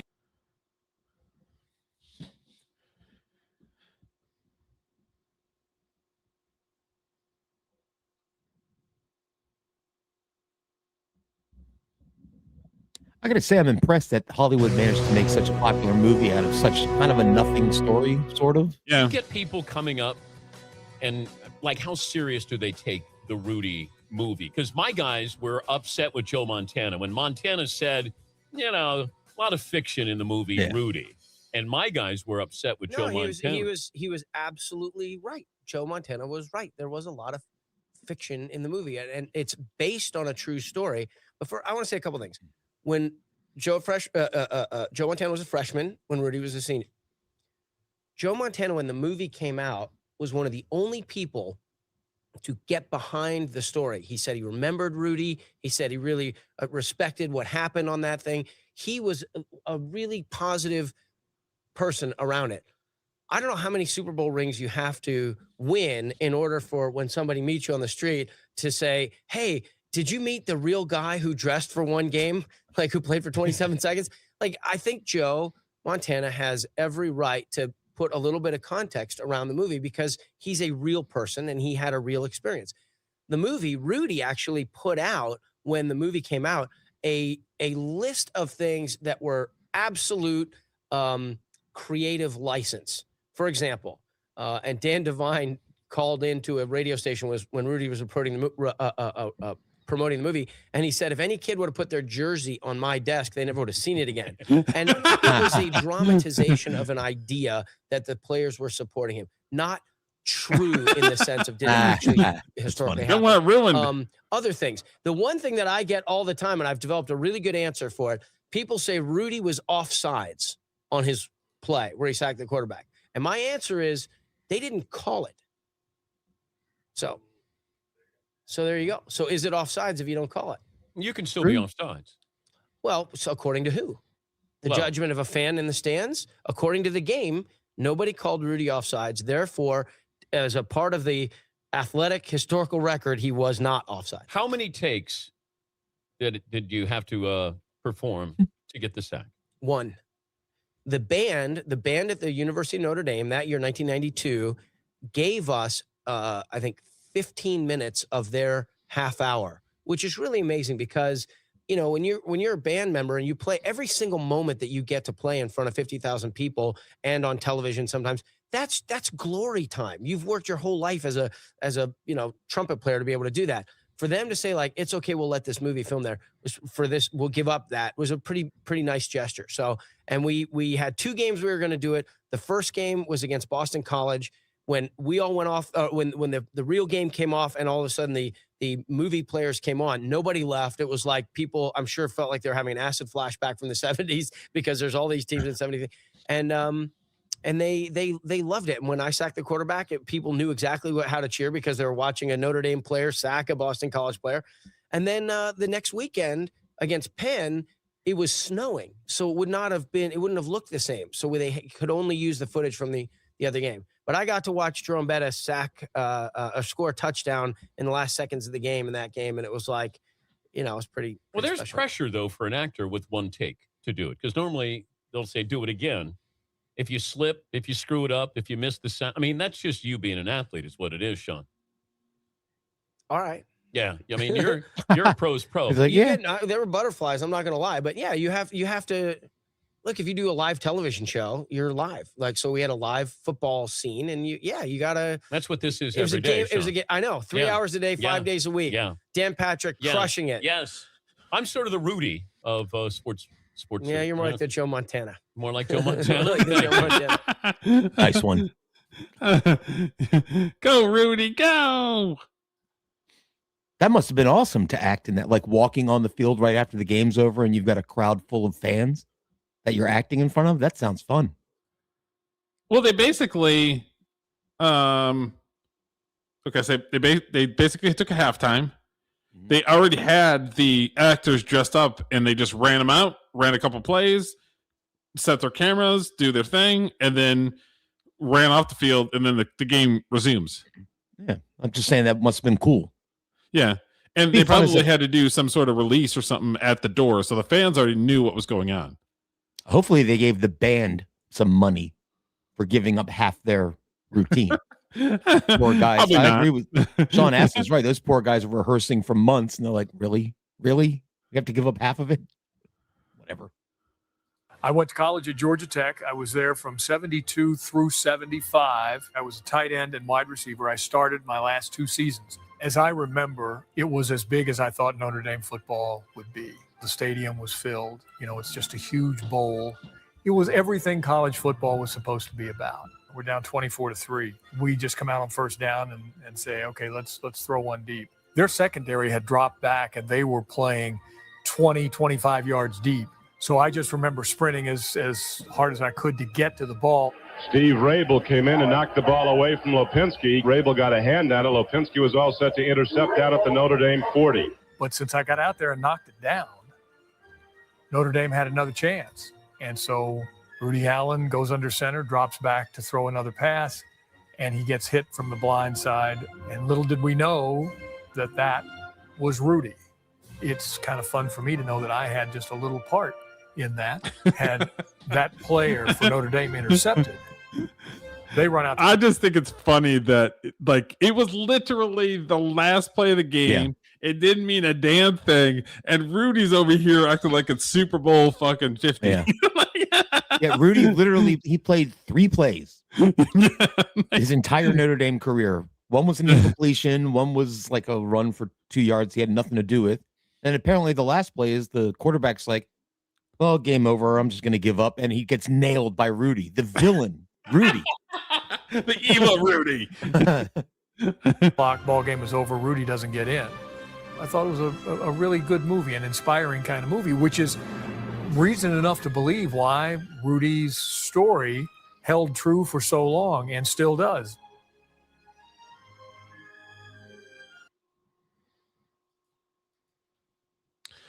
Okay, so one of my people. Okay, so you know Drew from Jim and Them. He talks about Jim and Them. He talks about the Dabbleverse, and he also goes on was it Who Are You podcast? He goes on WATP. That's where I discovered Drew. And then I met you, and you're like, no, this guy goes way back in Detroit. So Drew, him and his partner Mike. So the Drew and Mike show on 101 WRIF was on there for 25 years, and they were part of the shock jock culture. So they would do like fake. They would call somebody and be like if the Red Wings were playing like the Canucks in the playoffs or whatever, they'd be like, "Is Mr. Jablonski here?" And so they're doing like prank calls where they're just like, would you blow me? Would you blow me there? And then you hear the person go, is there would you blow me there? Like you would hear the person in the background like yelling it. It's pretty funny. Oh, that. So they were kind of like the Jerky Boys / shock jocks. And Drew talks about that. Howard Stern is one of his idols, basically. Yeah. Standard shock jock fare from back in the 90s. So they would do these Cliff Notes theaters. So they would take a movie and then smash it and give their own comic Cliff Notes to it. So they did a Rudy Cliff Notes. All right. Rudy. All right, seniors, take a knee. Guys, with the exception of Smith, Jones, and Cook, you seniors will be putting on a football uniform for the very last time. Because the rest of you losers, especially Rudiger, aren't doing squat. Rudy, I've never seen such a crappy player try so hard. Oh, but a bus tour Notre Dame board here. Rudiger, what are you doing on this bus? Oh, I want to go to Notre Dame. Rudy, this is a sightseeing tour. You're way too stupid to go to Notre Dame. but I've memorized every new Rocky speech. We're going to go inside. We're going to go outside. And we're not going to stop till we get over the goal line. Rudy, the key to life is to enjoy the gifts God gave us. You don't have any gifts, so I don't know what my point is. Get the hell off this bus. Oh. One day later. Hey, Pete, Air Parsegian is speaking tonight. Want to go? Sure, since I'm the only idiot who believes in your embarrassingly stupid dream. Look, Rudy, I know I'm your brother, but what are you going to do? Wipe Air's butt because you ain't playing there. Shut up, Frank. If you had half of Rudy's heart, you could have been a great player. Coach always said you were a pussy. Yeah. Yeah. Yeah. Oh, yeah. Come on, go. Hey, break it up, you guys. Damn it, Rudy. This stupid dream of yours is causing everyone a lot of heartache. Notre Dame is for athletes, rich kids, smart kids. And you heard the other guy. There's a third guy that's doing the voices. He's his producer on the Drew Lane show on YouTube. Oh, so he's still around. Yeah. Okay, and then cool. Trudy, I don't know if Trudy's in this, but Trudy was his co-host back in the day. So it's Drew, Mike, Trudy, Brandon, and there's a couple other ones. So all these voices that you hear is on Drew Lane's podcast currently. Oh, nice. All right, cool. Yeah. You're Rudiger. Mike passed away, I want to say about 6 or 7 years ago. Drinking, drugs, and then his health just took a shit, and he passed away. And he went by the Drew and Mike podcast for a very long time, and then he just kind of switched gears and just did the Drew Lane podcast. And then now they just roast people now. But yeah, so that's sort of like the arc. Yeah, actually, Drew Lane is very similar to. They do a lot of Corey Feldman stuff. Oh yeah, yeah. Rudigers can have a good life. Hey, $5 an hour in a dangerous industrial plant isn't a bad life. Rudigers don't go to Notre Dame. Rudigers take it up. You would have a lot to talk to with Drew, because Drew is a huge Beatles fan. I have seen him wearing Beatles hats, and I'm like, that's my guy right there. He is like a super fan. You would just sit there and talk Beatles with Drew Lane. Hell yeah. The ass and deliverance and memorize speeches. Like he could tell you like who wrote it and the covers. Like it's insane how much knowledge he has. When he would talk about the Beatles on the Drew and Mike show, and everybody's just like, "Oh, Drew." Yeah. Because he would deep dive into like the most random shit when it comes to the Beatles. I'd be a good hang because I know who wrote what, who played what, and maybe one of us would have unearthed knowledge the other doesn't have to add to the arsenal. God, the plant blew up. Pete, are you okay? Rudy, I'm dead. Oh my God, the only person who believed in my dream is dead. I'm going to Notre Dame right now. Hours later at the guard shack at Notre Dame. Can I help you? Hi, I'm 23 years old and I'm here to play football at Notre Dame. I've got my life savings. Rudy. All right, seniors, take a knee. Guys, with the exception of Smith, Jones, and Cook, you seniors will be putting on a football uniform for the very last time. Because the rest of you losers, especially Rudiger, aren't doing squat. Rudy, I've never seen such a crappy player try so hard. Off of the bus tour Notre Dame board here. Rudiger, what are you doing on this bus? Oh, I want to go to Notre Dame. Rudy, this isn't a sightseeing tour. You're way. Yeah, come on, go. Hey. Hi, I'm 23 years old and I'm here to play football at Notre Dame. I've got my life savings. $1,000. Hey, man, what are you, a Rudiger? It's dark out. The admissions office ain't even open, you dork. Hey, kid, I'm Father Callahan. Can I help you? Yeah, I'm here to go to Notre Dame. How are your grades? Well, they suck. I'm a total idiot, but I'll study 20 hours a day. Oh, but Rudy, Notre Dame isn't for everybody. They're doing an Irish jig when the father of the Catholic Church I'm a total idiot, but... dreamed of, and my friend just died and stuff. Look, laddie, I'll get you into Holy Cross Junior College. Probably you'll flunk out and I'll never have to see your stupid face again. Thanks so much, Father Callahan. I won't let you down. Whatever. 2 days later at Notre Dame Stadium. Hey, what you doing on that field? Touchdown, Rudiger. I'm just getting the lay of the land since I'll be playing here next year. Yeah, right. By the way, can I have a job? I'll work for free. After all, I'm a Rudiger. All right, then. Minimum wage. You start tomorrow at 10. 1 year later. Ah, crap. I didn't get in. 1 year of eligibility as a fifth-string player. Down the tubes. Look, Rudy, you got your head so far up your ass, you just got a year of high-quality education. But Notre Dame doesn't accept transfer students. If I don't get in next semester, I'll never run through that tunnel. Damn, Dad, I didn't get into Notre Dame, but I got all B's. How about coming to a game next year when I'm on the team? That year at junior college hasn't made him any smarter, eh, Frank? Oh, what a dumbass. One semester later. Oh, I got in. I'm in Notre Dame. I get to ride the bench. Dad, Frank, I got in. Let me tell the guys. Hey, guys, my kid, the stupid one, Rudy, got into Notre Dame.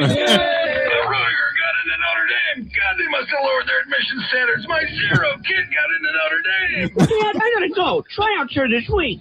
Yeah, and I'm playing QB for the Chicago Bears this year. 2 weeks later. Hey, Rudiger. Yeah, coach. You suck, and you're pretty thick, but you've got more heart than the rest of the team put together. I'll put you on the scout team if you promise you won't let up for the next 5 months. Oh, I won't let you down. But, Coach, if I never dress for a game, how will my dad know I'm on a team watching on TV? All right, Rudy, I'll dress you for one incredibly unimportant game. Well, thanks, Sarah. Nobody would ever believe I was on a team if you didn't see it with your own eyes. Yeah, whatever. The next season... Oh, no, Coach quit. But I'm sure he told a new coach about dressing me for one game. Of course he did. Even though you suck, you're the heart of this team. Later at practice... Hey, man, if you don't hit harder than that, Purdue's going to kill you Saturday. Gee, this practice and this dope thinks it's the Super Bowl. If you had 1/10 the heart of Rudiger, you'd be All-American. After practice... Hey, Rudiger, cut the John Wayne crap, man. You're making everybody look bad. Everybody's getting sicker. Why can't you be more like Rudiger? If you don't like it, why don't you quit? Wow, Rudy, you really just taught me an important lesson. Thanks a lot. Let's see, it's the last home game. Am I on the roster finally? Richie, Richards, Russo? Damn, no Rudiger, I quit. You can't quit, dumbass. A long time ago, I rode the bench, too. I thought it was because I was an African-American. I regret it every day and shit. Well, thanks, groundskeeper. I'm going back. Hey, Rudy's back. If Rudy doesn't dress, I quit. You're an All-American captain. Act like it. Rudiger sucks. He deserves it, Coach. I quit, too. I'm not dressing either. I quit, too. Got me up. All right, relax. Rudiger dresses. Hello? Hey, Frank, you want some tickets? I'm dressing for the game this week. Sorry, I like to watch the game, not the bench. Yo, Rudy, lead us out of the tunnel. Your bench moment is the key to this game. You ready? I've been waiting all my life for this. Let's go, guys. I love the voice acting for the African American players. Wake up the echo cheering her name. Hello there, Rudy. Why don't you come in? Yeah, the voices are great. You being on the bench is the most crucial thing ever. Fourth quarter, Coach Devine faces a dilemma. Run out the clock before I have to put this dope Rudiger in. All right, guys, we got to score on this play, or else that loser Rudy won't get in. Ready? Right. And you'd think they'd be running at the clock here, but Notre Dame sweeps left. No, it's a halfback option pass, and it's caught for a touchdown for the fighter guy, Rudy.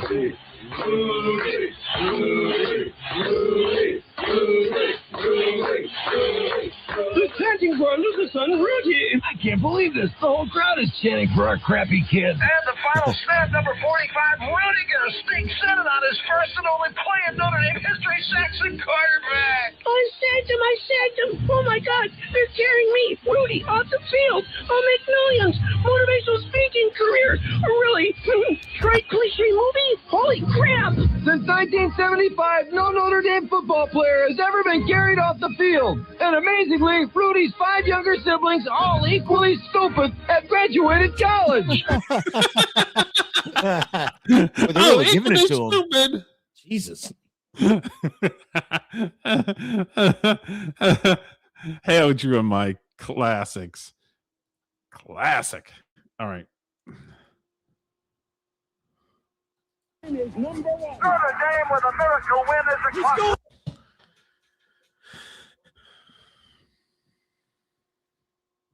Notre Dame is number one. Notre Dame with a miracle win as the clock. Going in. Notre Dame has scored. Rudy was one of about 20 walk-ons on that team. And, I really have good experience with him because he was a defensive end on the scout team. And I was a fullback. And fullbacks have to block defensive ends. And he would just jump up after we would knock him down and say, come on, play hard. He really did that. And many others did too. Annoying. He really, really was a perfect example of the Notre Dame spirit. One of our defensive ends, I think it was like the second to last. Why don't you play more like Rudy? Yeah, that would annoy me. Like, why don't you get up and fight? I'm like, yeah, I just knocked your ass down. His name was Do it Tony again in a minute. Zappola. And I go, where's he going? I was playing defensive tackle on the left side. Well, anyway, next thing I know, this guy comes running out. You know, Rudy, and he's jumping up and down, acting like a wild man, going, where should I go? Where should I go? I said, well, here, Rudy, play defensive end in the end. And what I'll do, I'll grab the guard and tackle, and I'll push him this way, and I'll spin. And if the quarterback comes our way, hit him. Well, it just so happened the ball gets hiked. I come across, I grab the guard and the tackle and push them together and spin on the other side. And I kind of falling down, and the quarterback, here comes the quarterback. I grab his leg. Somebody else tackled him before Rudy got there. Did you know? That's like a team sack, but okay.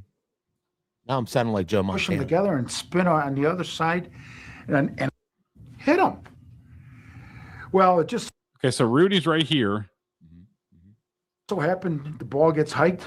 I come across, Okay, so he goes in the inside of the guy that's overplaying him. grab the guard and the Okay. Quarterback is running away from Rudy. tackle and push them together and Rudy is at his kneecaps. spin on the other side. And I kind of falling down, and the quarterback, here comes the quarterback. I grab That was kind of a helper. That's like a half. What do they call a half sack? They give you a half. That's a half sack in the NFL. his leg. Not Of course, Hollywood. Rudy hits him, and they make a movie about it. Things worked out real well for me as a freshman, and when I still think about that Georgia Tech game, Good had name. 2 touchdowns. I happened to get a call on an option pitch. Rick Slager optioned it off to me. I broke one off for about 15, 20 yards. Another play happened where I broke another touchdown off. But at the end of the game, I think I had close to Unmolested, just went 152 right up the yards. And middle. I think about damn. Rudy getting his one opportunity. He made his one play, and I'm so happy for him. But, man, I think about it. I was the star of the game, and this guy makes one play, and the rest I'm with is history. Jerome. I'm happy for you. I'm with Jerome. So ran we've for 100 solved racial equality right there. So what you're telling me is the black guy had the game of his life. Rudy Rudiger got on one play and did like a half sack and got a movie. Earlier, we watched a video of a guy named Aries, something or other, being very mad at white people, which I disagree with. That But just in ain't this right. instance, I'm on Jerome's side. I just ran for 160 yards. I scored 3 touchdowns, and this cracker comes in the game in the last minute and It's gets a half sack, and he gets a movie. Stupid. It's ridiculous. A couple of the boys picked him up and walked him off the field. Did we think it was a big deal at the time? Not really. He did sack the quarterback. We did carry him off the field. No, that was a half sack. Because we were Thank just you. happy for a teammate. Then to actually see it on a film, a full feature film, and you know, most of it's true. I always like to tease. The one thing that's not true is I worked so hard to get my jersey. That scene where all the players were giving their jerseys back to Coach Devine and say, "Here, let Rudy wear my jersey." That wasn't going to happen. I worked too hard to get that varsity jersey and trot out in that field. Part of the movie shows the guys giving the jerseys down and walking in there. There was a guy played with us. His name was Pat Sarb, and it kind of an interesting story because Pat did go in to see Coach Devine, but this was senior day and it was a great day for everybody. And so what Pat went in and saw Coach Devine and said, "Hey, I'm not going to play. I know I'm going to be, on the sidelines. Could you have Rudy dress in my spot?" And of course, he agreed to do it. And actually, a nice little story about that. I think 20 some years later, his young son walked on and wore Rudy's number 45, and he played on the special teams for 4 years here at Notre Dame. Oh, that's cool. So it was a really unique story that carried on forward off of that. Should have worn his dad's number. You would think so, number. right? I don't know. You would think. Yep. Poor Jerome. Now I feel bad for Jerome Heavens. He got screwed over by some white dude. He did. Who got a half a sack. His game was colonized by the white man. They made a whole movie about it. Yeah, no, right? Did they even mention that guy in the movie at all during the game? Like this great running back they had? What was that? Did they mention Jerome Evans at all in the movie? I'm sure they did. Give me 1 second. Let me let's see here.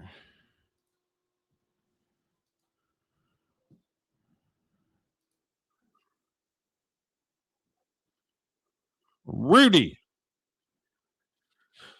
No audio.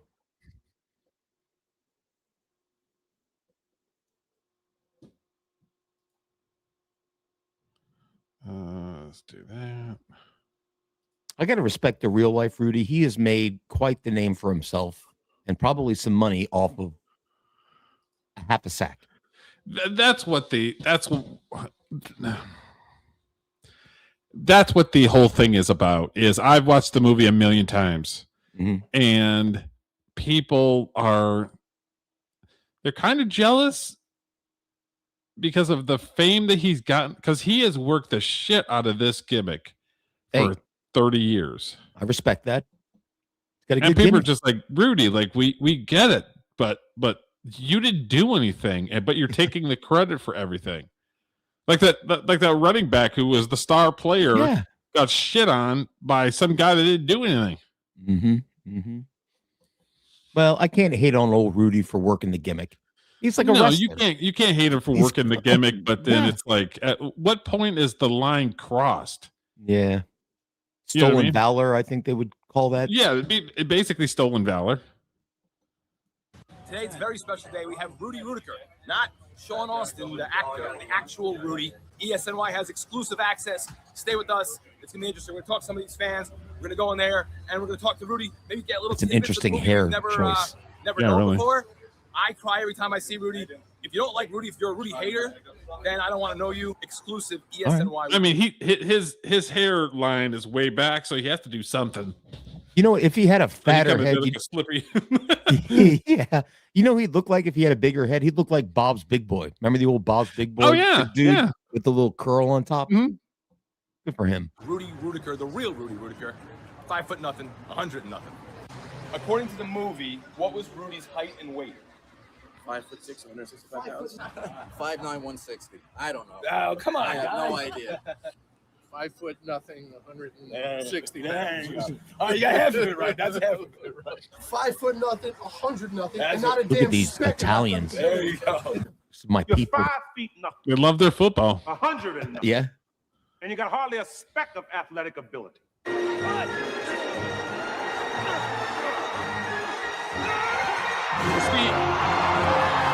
Okay, so the movie has him doing a solo tackle, but in real life, it was like a half a fucking sack.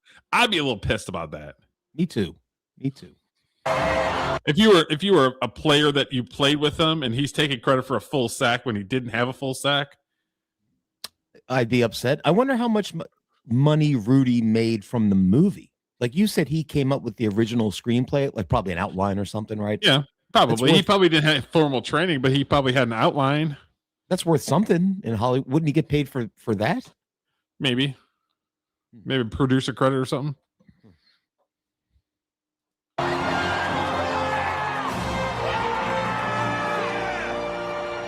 right, guys, we're out here waiting for the Rudy Rudiger. How many times have you seen the movie?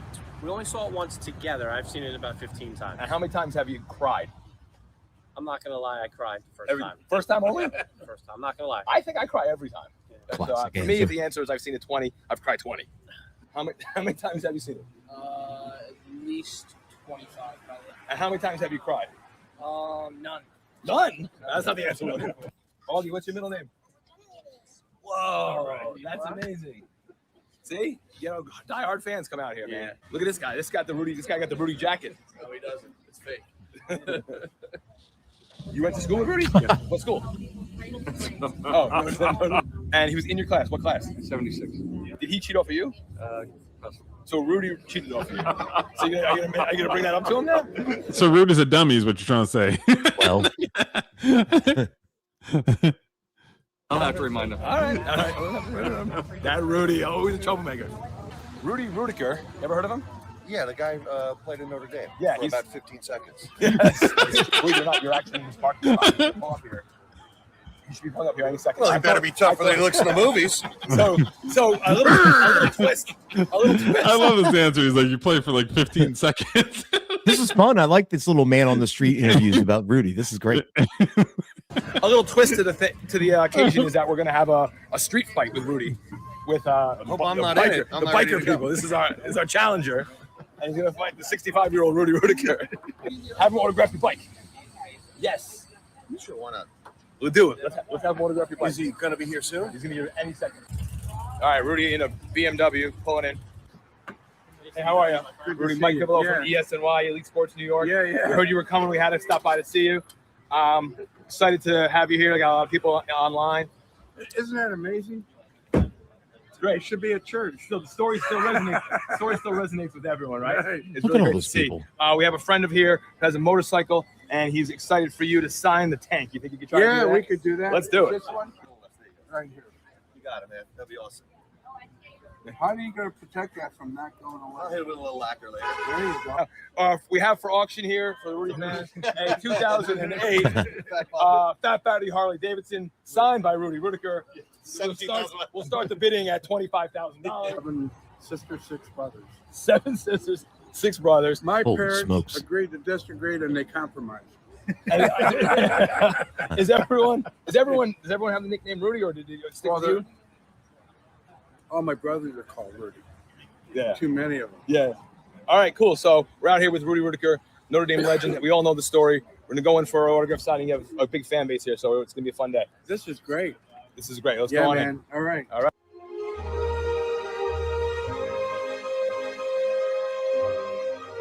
It's amazing that so many people lined up to get his audit. That's That's kinda- crazy. He literally is in the game for 15 seconds. Yeah. Yeah. But I guess I don't know. You saw the movie and you said you love it. It must be very inspiring. Oh, it's a great right? movie. Yeah, It's sure. just it's so funny that like when you watch these sports movies, you want you want the lightheartedness. You want the against all odds, and he comes back underdog. in as the champion. You want the underdog story, and it's the ultimate underdog story. The only problem is most of it's not correct. So it's almost like audience manipulation, kind of. You know what I mean? Oh, But it's a fun movie. I love the movie. It's just like but when you're watching it, it's like you're actively know it's fake, but you're actually buying in at the same time. That's the thing. I gosh, well, that's the mark of a good movie if they can suck you in and yeah. Do you still remember that like it was yesterday? Very embarrassed. I'm telling the guys that dropped me right there. Really? I was embarrassed. But it's just a great shot. Oh yeah, nowadays It's when you iconic. think about it, you think about, guys, what are you doing? I didn't do anything. But to these guys, it meant something. Right. Sure. Yeah. That's the Sure, difference. inspiration.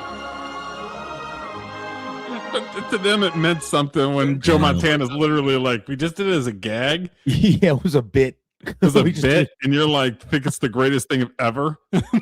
You get the feeling that Rudy has been asked these questions 10,000 times, and he just has canned answers. That He uses. probably does too. Oh yeah. Yeah. Nothing line come from. Well, Writers, or did that come from someone? No, that came from everybody calling you 5 foot nothing. Rudy. You don't belong out here. Is there And any- I always yell back, I'm going to get a degree from here. That's right. Man. That's all I needed, right? Is there anything in the movie that's like a personal? Was there a family member of yours in it, or was there any? Well, all my family's in it. Yeah, really. There. They played all the Georgia Tech coaches. My mom and dad are in it. Oh, that's amazing. I'm in it. Yeah, where are you in it? Right behind Ned Beatty. In the crowd? Mm-hmm. Okay. Huh. He actually, when Sean gets in the game, turns around and hits the guy. That's me. Oh, when he, That's funny. Yeah, that's cool. Oh, no shit. That's cool. He did? No way. Yeah. Yeah, he's a Huntington guy. Yeah. Missed Who? him. That would have been. Is that cool? I forgot. Chris to- Hogan came. Yeah. I Chris Hogan forget- came with his I- wife I- and his kids. He's a Huntington guy. Yeah. Yeah. Oh, that's And he had a amazing. signed book. I didn't even know who he was. That's amazing. What is? Are the Patriots on a bye? He's a wide receiver. They played Thursday. They played Oh, Thursday. Thursday. They played Thursday. All right, so one personalized that we got to go give to Chris Hogan. Yeah, and I'm going one to give that to Chris. Tell Chris to give that to give that to Tom Brady so he can give to give to Tom Brady's dad. Okay. Mrs. Brady. Conversation, so you'd be happy with that. Thank you. He and I I'm met. good with that. So we personalize one to Brady's dad too. I don't know. Okay. He told me the story. Oh, all right. Do you think Tom Brady would actually give a shit?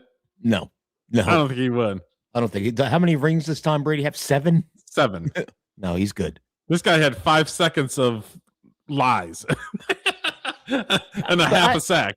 I, as a wrestling fan, Derek, and I know you're wrestling, I like it. I like that he's just running with it for decades.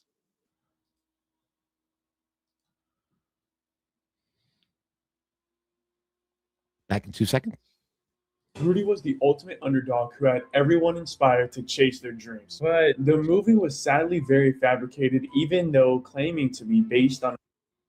Rudy was the ultimate underdog who had everyone inspired to chase their dreams. But the movie was sadly very fabricated, even though claiming to be based on a true story. You'll want to watch until the end because there's something shocking that happened in Rudy's life that totally ruined his public image. Rudy was released October 13th of 1993 and is regarded as one of the best sports films of all time. The film made $22 million, which in today's inflation is about $47 million. The movie was believed by many to almost be like a documentary into the real Rudy Whittaker's incredible life story, but sadly, this wasn't the case. As with all things from Hollywood, there were drastic fabrications made in this movie. For starters, freshman quarterback and future Hall of Famer Joe Montana was on this team when Rudy was a senior. And Joe states in this next clip from the Dan Kirkpatrick show that a couple of the most iconic moments from the movie Rudy never even happened. It's a movie, remember. Not all that's true. Well, what wasn't true? Well, the crowd wasn't chanting. Nobody threw in their jerseys. This guy again. Game. You get carried off the game, and they tried to play someone at the end that all the seniors could get in at the last home game. So the schedule kind of was set that way. And so he got in, he did get a sack, and then the guys just carried him off, kind of playing around. Lies. He did his butt off Jordan to get where he was and to do the things he did. When I first found out the story wasn't totally true, I was honestly shocked and it hurt my heart a little bit. But it makes sense they would make the story more dramatic because it is from Hollywood. But I definitely didn't want to believe it. To go further into the fabrication about this movie, let's take it to the actor who played Rudy, Sean Astin, to tell you more. The movie, Rudy actually put out a list of things that were absolute creative license. For example, and Dan Devine called into a radio station when Rudy was promoting the movie, and he said, if any kid would have put their jersey on my desk, they never would have seen it again. And it was a dramatization of an idea that the players were supporting him, not true in the sense of did it The actually. coach in the movie I read today when I was doing my show prep, he was kind of painted as sort of a villain-y type in the movie. He was kind of an antagonist, the coach. No, not really. I mean, he's kind of a hard-nosed, it's my way or the highway type guy, but he wasn't really that much of a villain. Ah, gotcha. All right. Yeah. Because I was reading that people were upset about the depiction of that character, Coach Devine, saying that he actually was very supportive of Rudy, but in the movie they made it look like he maybe wasn't. Well, it was like, have Rudy go in. And you see the coach going, like, because it was almost like a joke. That's sort of like the attitude that the coach had, Coach Devine, in the movie, where it's just like, come on, are we really putting this guy in? Really? Well, maybe that goes to what Joe Montana's saying. It's like maybe to the rest of the team, this was all like a joke. Yeah. Like, hey, put Rudy in, ha ha ha ha ha. You know? Yeah. And not like, oh my God, put Rudy in. I'll sit out. He's the greatest player of all time that did one snap. They happen. I'm going to show you some of the comparisons between the movie and real life, and then we'll get to see the inconsistencies and the lies that the movie brought forth. Here is the actual Rudy play.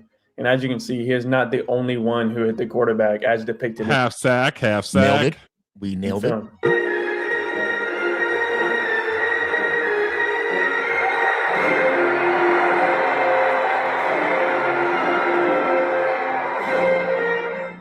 Here's what I guarantee you the producers or the directors like, okay, he's the hero. He has to have his hero moment.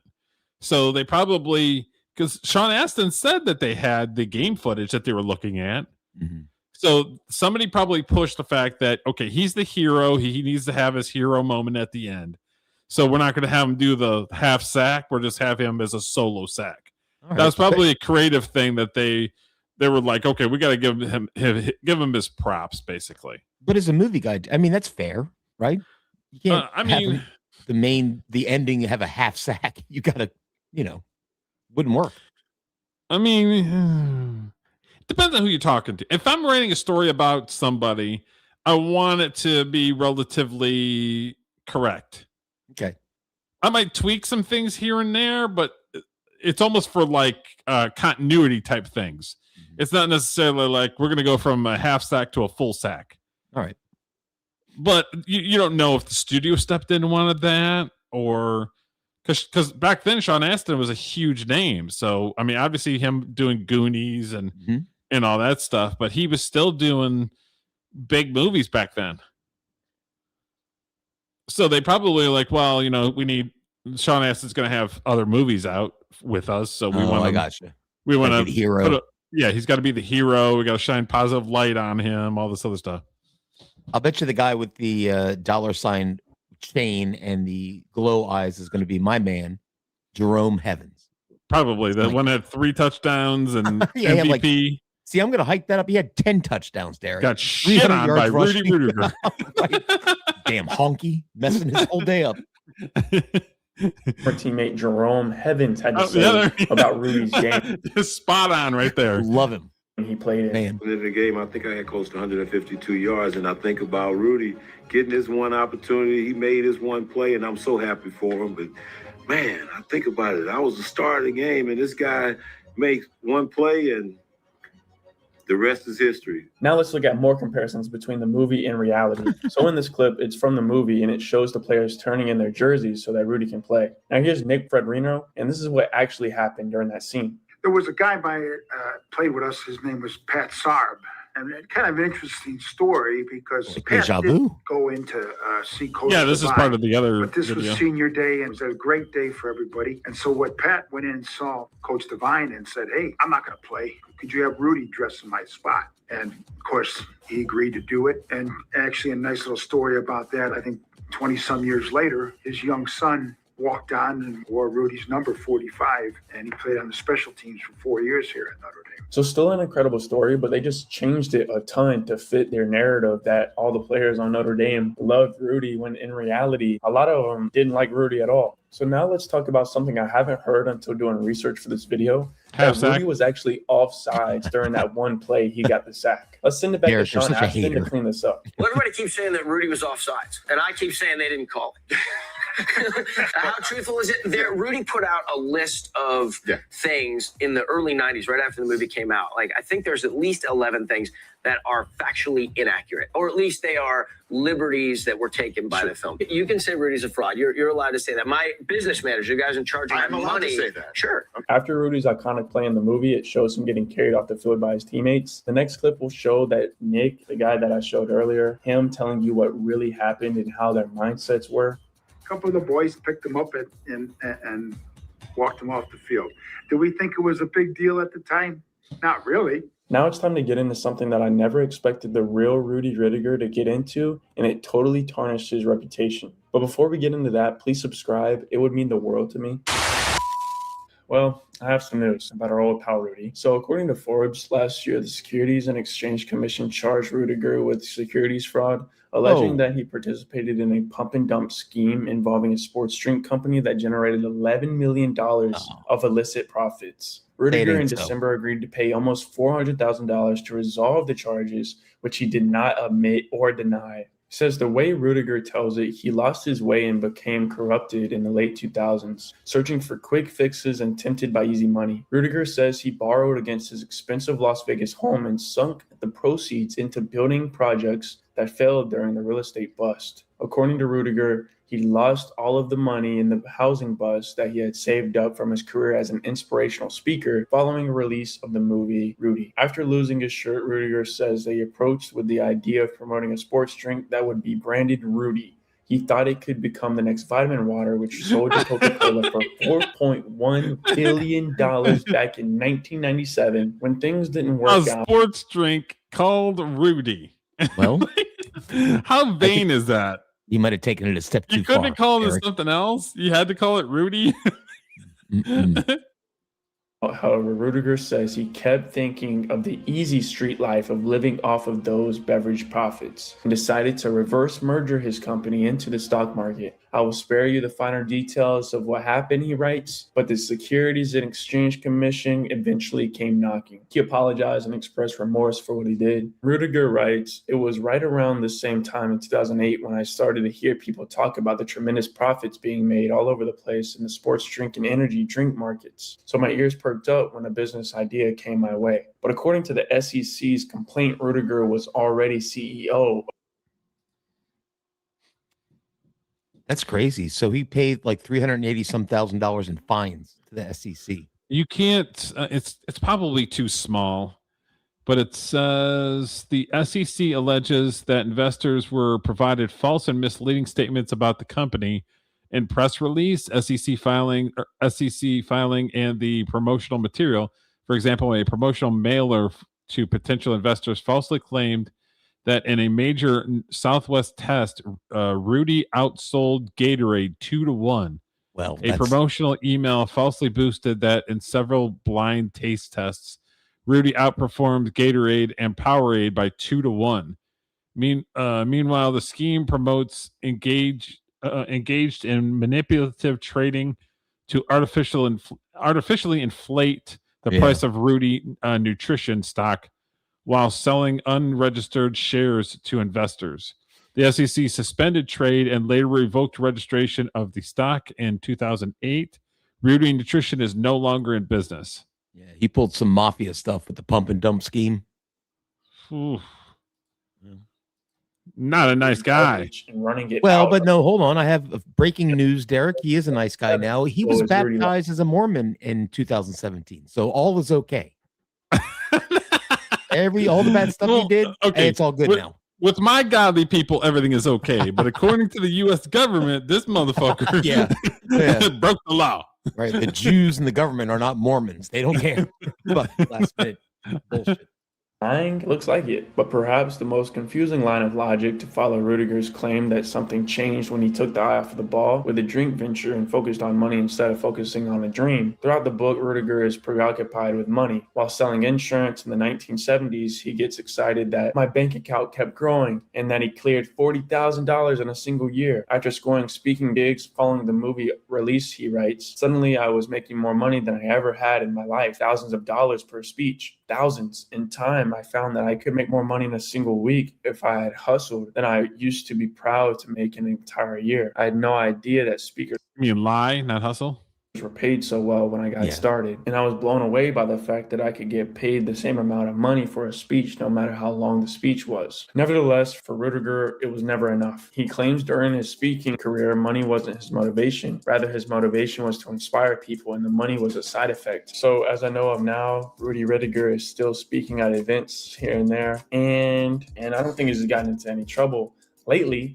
And I'm sure you're sad that Notre Dame just lost to Ohio State. So I know Rudy Rudiger wasn't the all-inspiring man we thought he was, but we all make mistakes. I know we don't make the illegally eliciting $11 million mistake and frauding people, lying to people, and things like that. But it seems like he's turned his life around. He did have to forfeit $400,000. So maybe he's learned his lesson. If you like this video, I just posted it. That's a good video. I like that guy's video. Yeah. Whatever channel that was. So, who knew that Rudy was such a complex story, like the real life Rudy? Yeah. I've learned a lot. A lot of stuff nobody sees. And that becomes, how can I say this? It's not work. It's more of passion. Passion. Yeah. You know? Yeah, it's that's more right. passion. So you don't even think about it. You just don't like doing it. just do it. Yeah. And that's the way it was for me. You know, when you go to Notre Dame, no, you got to get in academically. That was the big challenge. Like in Hollywood, I meet a mailman and I thanked him for his smile. He said, "Where are you from?" I said, "I'm from Indiana, Chicago area." He said, "I'm from Michigan." We had a connection. That's all you need. He liked me. I liked him. Boom, boom, boom. Connect the dots. Then he said, what are you out here for? And I told him I'm trying to get a movie done, and I have an idea. And this guy that was going, I don't like the fact that he makes it sound so easy that he talked to this person, who talked to this person, who talked to this person. Let's make a movie. It doesn't work that way. Yeah. You know how many times I've been told to speak to somebody's agent or the representation because they don't want to fucking talk to me? They don't accept unsolicited scripts. This dude was just walking up to people getting millions of dollars for his movie. That's the real story I'd like to learn more about. Is you're right, Derek. Like, how did that happen? You don't walk up to somebody and go, well, I got a half a sack on my last play of the game. They don't give you the time of day. Like, okay. So I literally had cancer and almost freaking died. Mm-hmm. And this guy has a half a sack and somehow manipulated his way into getting a movie. What? Huh? Yeah, I mean, you had to pay for your movie to tell that story. I had to pay for my movie. Yeah. Good Lord. You should have come out with an energy drink. Show up. Yeah, I don't want to say that it's 2-1 better than fucking Gatorade. Really? So who's the guy? I said, Angelo Pizzo. He wrote Hoosiers. I know him. I deliver his mail every day. Here's his address. He said, follow me, dude. I followed him and bam. Now, who got Rudy made? Michigan State. A guy from Michigan State. Think about this. Who applied to Notre Dame, got turned down, went to Michigan State as a walk-on. Now he's the president of Columbia Pictures. And he related to it. No, he wanted another sports movie like Hoosiers. So he called the guys in from Hoosiers. Now, what if I would have sat in that restaurant, felt sorry for myself, and gone home? I would never met that mailman and that Michigan Steak. You ever seen Hoosiers? Gene Hackman? That I have seen, and that is a great movie. freaking movie. Gene Hackman is amazing. Yeah. Never heard my story. That's how it happens. Seems freaky, yet it makes perfect sense, right? What did you say earlier? Everything's timing, right place, right time. You can't give up. You got to work hard. You got to work place, hard. Right time. People call it lucky. It's not luck. You worked hard. Yeah, that's right. You know, and you got here, and that's how I look at it, and that's how I feel. And that's hard to explain to kids. You got to keep working, but you can't be entitled. You got to earn it, and the more you earn it, the more you're going to understand that hard work pays off. Kobe Bryant was a great example. I heard a coach say one time, and I thought it's pretty good. Yeah. Hard work always pays off. You just don't know when and how. And you don't know when and how, right? Because it might not even be in the sport that you're playing. Exactly. Hard work always pays off. Right. So I'm at the LA basketball game watching Kobe Bryant. Yeah. I don't know. I've never met him. No. He's a superstar, right? My daughter's singing the national anthem before the game. 2 hours before the game, he comes out, bam, bam, shooting his baskets, getting ready for the game, but he's focused. He gets to the free throw line, and he looks up where I'm sitting. He says, hey, Rudy. Dude's not talking to me, man. There's no. Yeah. He said, hey, are you the real Rudy? I go, yeah. He comes walking over with his basketball. He gets real emotional. He says, is this your son? I said, yeah. He's 10 years old at the time. My daughter's 12. He said, hey, your daughter's doing a national anthem. I said, yes. I said, how did you know? We all know it, he said. We all know you're here. I said, really? He says, your son, he says, what's his name? I said, Danny. You know, Danny, your dad's my hero. He says, when I was 16 years old, my dad showed me your dad's movie. And I got a message out of that. And the message was work ethic and get better. Work ethic and get better. He says, that's why I'm here, work ethic, and I'm getting better. He says, you can look it up on Kobe Bryant, USC, Rudy, and listen to what he said. It's pretty powerful. We became friends. Wow. But unfortunately, you know, life happens, and it was very, you just don't know who you're going to meet or talk to. Like, my God, we were. I don't want to shit on this guy's parade. Go ahead, Derek. But it does not. I mean, how can you collaborate that? You can't.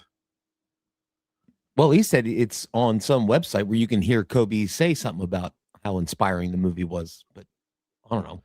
You see what I'm saying? Like he the way that he's talking, there's no way that you can collaborate if that actually happened or not. So you only have to go on you only have to go on his words on good faith, and he's already proved that he's not. Well, he's kind of a shyster. So what we've uncovered here so far this evening is that he's a bit of a shyster, right? I'm not saying that he's not a nice man. I'm just saying he's kind of a, I don't want to say con man, but kind of. But in Hollywood, like, people do find this movie incredibly inspiring, even though it's based on mostly BS. Bullshit. Yeah. So then the question is, what's more important? Who cares? Yeah. This movie has inspired hundreds of thousands of people. I absolutely adore the movie, but when it comes to the actual man, I got questions. Yeah. Well, the lie of the movie has done more good in the world than the truth of the person. I mean, that's true. Maybe. I don't know. I'm spitballing. Just don't talk about soft drinks, dude.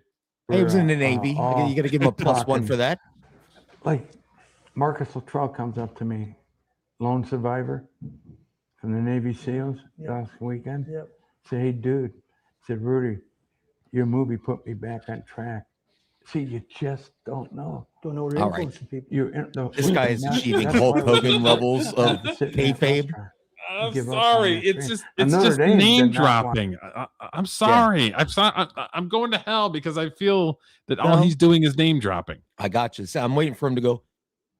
You know, when I was 12, Winston Churchill came up to me and he said, I heard about your birth, and it was amazing how you fought through the womb to get out of the birth canal into the world. And it inspired me to take on Adolf Hitler. Thank you, Rudy. And I talked to this young man. His name was George, and he's thinking about cutting down this cherry tree. And I told him not to, but he really wanted to cut it down. And then he became the president of the United States. It's wild, isn't it?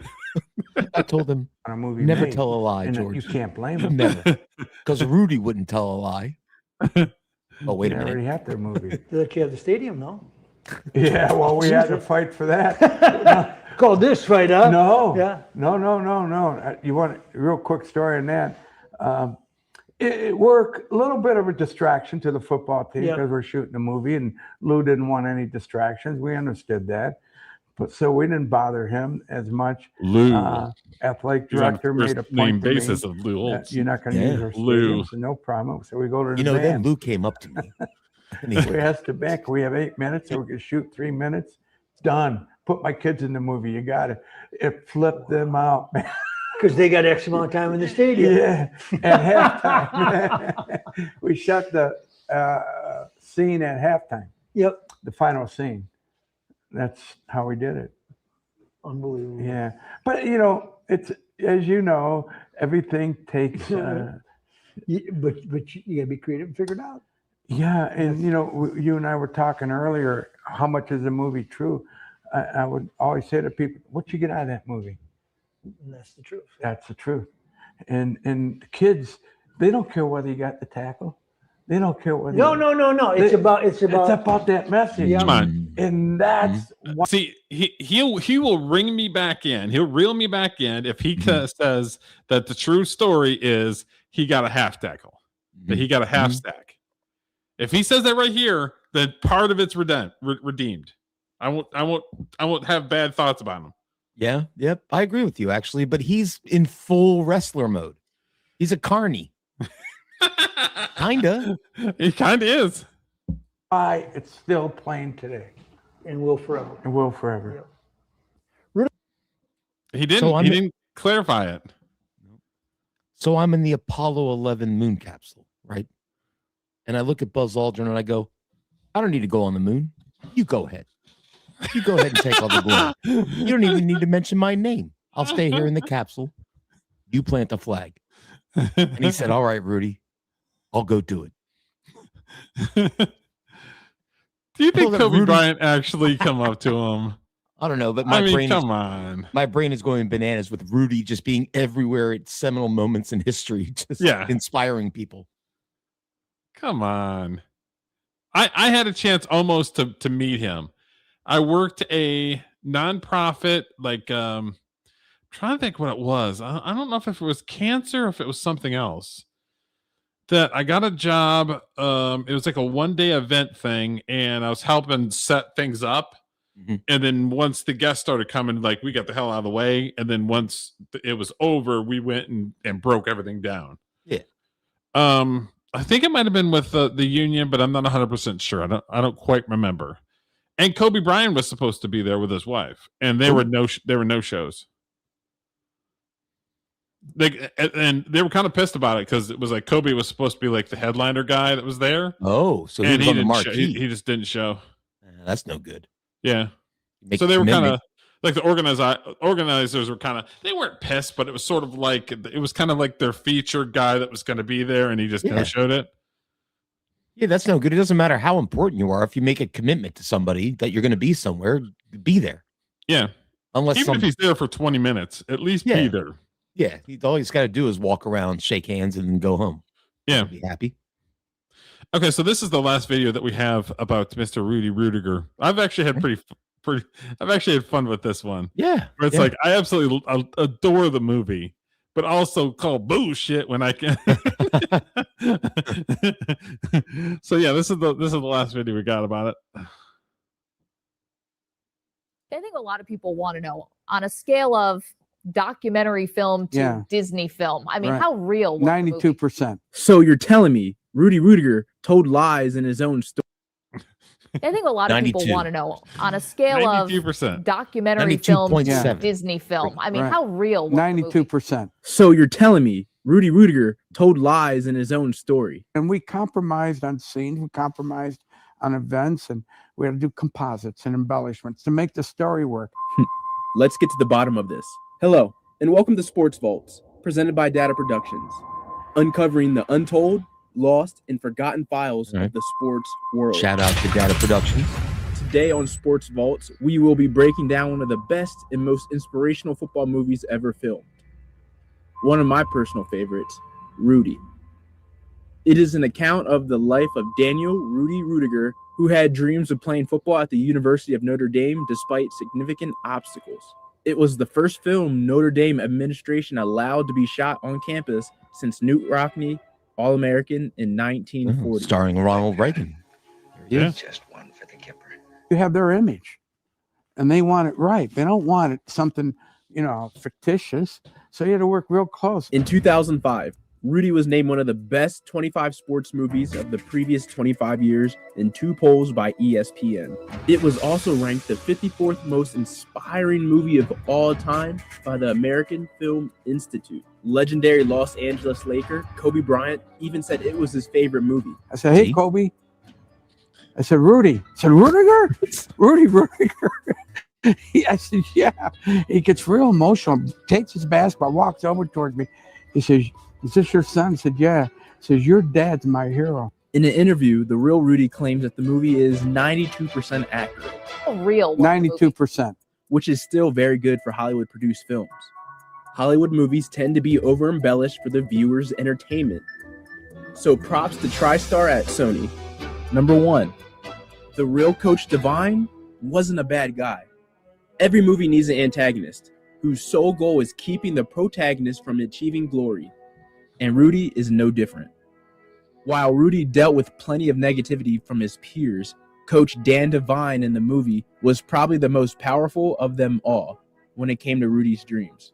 In Coach Devine's mind, Rudy was far from the best player on the roster, so he virtually has no shot in playing in any game. Coach Devine only relents to let Rudy suit up after the team's incredible gesture of humanity, one of the emotional climaxes of the entire film. However, in reality, Coach Devine was just as supportive of Rudy as anyone else on the team. During the actual Georgia Tech game, Devine was adamant that everyone got to play. Next, Rudy's teammates did not forfeit their jerseys for him. In the 92% of truth, Yeah. the guys throwing the jerseys No. on the table? See, that's No? called embellishment. Arguably one of the most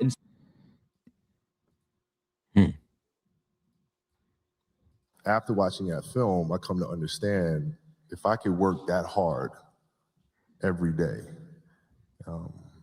with being blessed with the physical tools that I have,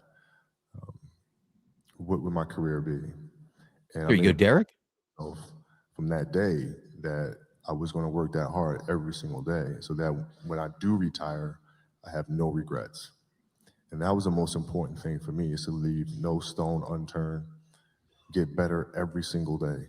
And if I lived that way, then over time, I'd have something that was beautiful. But that was my philosophy. It seems like a pretty simple one, but if you live your life to just get better every single day and do that for 20 years, I mean, what do you have? In this lifetime, you don't have to prove nothing to nobody except. I mean, Derek, you got to take the L on that one.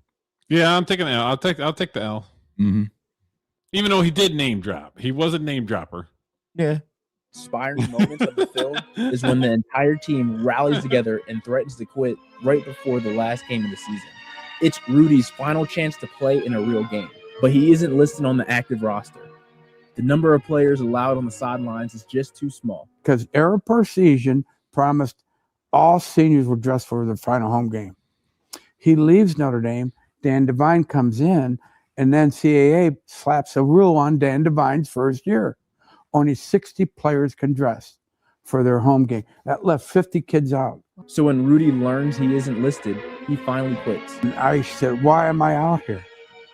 I mean, I'm not going to ever dress. His teammates marched into Devine's office to offer to let Rudy play in their place. But that did not happen in real life. Makes for a great scene on camera, though.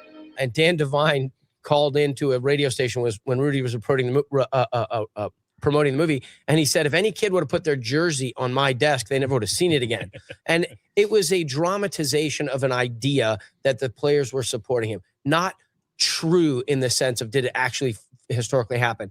Third, the GI Bill would have covered Rudy's tuition. The story of a student athlete struggling to make ends meet is a relatable one for many out there. Oh, because you said he was in the Navy, right? Yeah. How long was he in the Navy for? 4 years, 4 years. I think he did one thing. So the GI Bill would have covered it. He wouldn't have paid to do shit. Interesting. You're just butthurt about the Kobe thing. A little bit. Oh, you're trying to. I'm trying to justify. Yeah. But this does not pertain to the real Rudy Rudiger.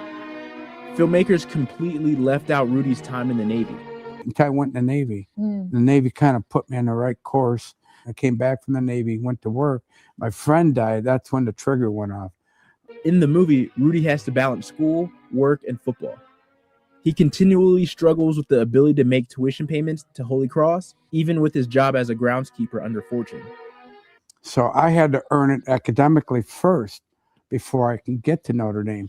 That was the challenge academically, because I didn't know I had a learning disorder in high school, dyslexia. In reality, Rudy's tuition was covered at both Holy Cross and Notre Dame under the GI Bill since he served in the military. The lack of making tuition payments would have freed up much of Rudy's time as a student athlete, and his ongoing struggle to maintain balance would have all but evaporated. By not adding Rudy's Navy career in the movie, there is no GI Bill, and with no GI Bill, his workload increases tenfold while in school. Hardship sells movies, folks. Next, Frank Rudiger, Rudy's older brother, never existed. In the movie, Rudy's older brother was a pseudo-antagonist throughout the film. He mocked Rudy's dreams of playing football for Notre Dame for his entire... Oh, I wonder what other movie did that. Oh, it's called The Warrior. Oh, Oh, that is true. That little snarky motherfucker in the movie. Yeah. He was Sometimes great, it has to happen. Like I love it. I'd rather have an antagonizing character who's a neighbor over a brother that doesn't speak much who's in the background. That's fair. I love that. That's probably my But in favorite real character life? in your movie, Derek. He's just roasting you throughout the movie. It's awesome. Well, it's one of those things. Is it's like and Rudy, he's the hero. So even though when the bad stuff happens, you know that the good stuff's going to happen. My movie's not like that. So for everybody that watches it, my movie's not like that. It's a good point. Rudy was the oldest boy of 14 children. See, they invented the older brother, Frank, to add spice to the story with all the other discouraging they need somebody to voices roast him and Rudy be a dealt with dickhead along to the him. way to secure his place in Notre Dame lore. Also, Fortune didn't exist either. Fortune's timing in the film aligns perfectly with Rudy's need of an unassuming mentor. Figured that much. He needed a mentor with experience who knew how to tap into Rudy's ambitions and understood his burning determination to achieve his goal. Fortune's purpose in the film was almost the exact opposite of Frank's, but the reasoning behind their fabrications was identical. Fortune's character was a composite of everyone Rudy encountered along the way who was encouraging. But something kept telling me through friendships and relationships, I call it the who factor. It's who you know that kept you going. The janitor, my friends, everybody who would encourage you, don't quit, don't quit. Just little, pokes here and there. Remember when Rudy was reciting Newt Rockney's halftime speech? We're going to go inside, we're going to go outside, inside and outside. They can't lick us. What do you say, man? Well, that never happened at halftime. Notre Dame juggernaut coach Newt Rockney led the Fighting Irish to win 5 national championships between 1918 and 1930. He's also responsible for authoring the famous halftime speech that Rudy Rudiger recites twice in the movie. One for the Kipper. But according to the university's own archives, Rockney performed a pep talk for the newsreels. It was not for any particular game or situation. Nonetheless, in the film, Rudy performs Rockney's showy speech verbatim to an empty locker room. And actually, Rudy's dad was actually supportive. In the scenes depicting Rudy's early years, the audience first... Okay, so now that I don't agree with, because in the movie, he's listening to the radio. Mm-hmm. They all gather around the TV because there's only a couple stations. Yeah. So they depicted that it's small town America, very limited. They don't have any money. So they kind of depicted that. So I don't agree with the statement he made before this. All right. Well, first learns of his ambition to play football at Notre Dame. Because back then, television had 3 stations, and then there was radio. Well, I think, yeah. Well, back in the old days, families would crowd around their radios to listen to shows in like the 40s and 50s. But this was what, the 70s? I think so. Yeah, you're right. There'd be like As 3 the family channels. gathers around the television for dinner, Rudy declares, after high school, I'm going to play football at Notre Dame. And his father impulsively laughs out loud. Rudy is visibly crushed. His instinctive disbelief sets the tone for the adversity yet to come. The real Daniel Rudiger was always encouraging and supportive of his children's dreams. In addition, Notre Dame did not play Penn State when Rudy attended. There's a winter game in the film that takes place during the 1974 season, with Rudy supporting the Fighting Irish as a civilian from the There's state. a lot of fabrications going on However, right now. The Notre Dame and Penn State football teams did not play each other in the 1974 or 1975 seasons. All the game scenes in the movie were filmed throughout the 1992 football season, Well, including the game against Penn State on November 14th, 1992. Most likely for budgetary reasons, they decided not to reenact one of the actual games back in the 74 Fine. or 75 season, which led to the decision to pretend Penn State was on the 1974 schedule. Going back to the student-athlete time management balance, come to find out, Rudy was an avid boxer at Notre Dame, which led him to acquiring lots of clout for his won't-quit attitude. Looks like he had a lot more time on his hands than the movie portrayed. Notre Dame versus Georgia Tech was not the last game of the season. Technically, it was just the last home game for Notre Dame in the 1975 season. But the team played 2 away games in 2 consecutive weeks after beating Georgia Tech. The case can be made, though, that it was definitely Rudy's last chance to get in a game since he never traveled with the team. But filmmakers painted a picture where Coach Devine reminded the seniors right before the game, it's your last one, so make it count. Apparently, seniority and experience do not translate to a spot on the travel roster. it was senior day for And a home finally, game. last but not least, Yeah, so that your friends and family can watch you on the field. So I'll let that slide. Yeah, it's kind of nitpicky. The fans did not cheer for Rudy until after he made his game-ending sack. And it was only a small section of the crowd who cheered. The Rudy, Rudy, Rudy, Rudy chant in the film's final game is simply legendary. All the pain, the suffering, the endless hours finally paying off when Rudy storms the field during the waning seconds of a blowout game. In the movie, the chant starts with a handful of players on the sideline and spreads like wildfire over the entire home crowd. Man, one of the greatest scenes in sports. Even so, Hall of Famer quarterback Joe Montana says the scene where they carry Rudiger off the field Montana said this was was not booby. portrayed Didn't fucking accurately. happen. And in reality, he says, they kind of just were playing around. And unable to pass, they've just been unable to get back in this game. Rudy Allen drops to throw to going. Half sack right there, half sack. Yep. See, Rudy's got him and he's not down yet. To get him, they do back at the 14. No, that big dude fucking nailed him and took Notre him Dame's out. second line defensive unit swarms in to get Rudy Allen in to make the first hit for the Fighting Irish. He gets him out of the pocket. He flushes him out of the pocket. The big guys, like Rudy's almost on his, almost like Superman. I don't know. I think Rudy would Jay have had him Achterhoff. And now the clock ticks off the final seconds. The gun sounds, and Notre Dame with its most impressive win. And when Montana said, a lot of fiction in the movie Rudy, and my guys were upset with Joe Montana. He was absolutely right. Joe Montana was right. There was a lot of fiction in the movie, and it's based on a true story. But I want to say a couple things.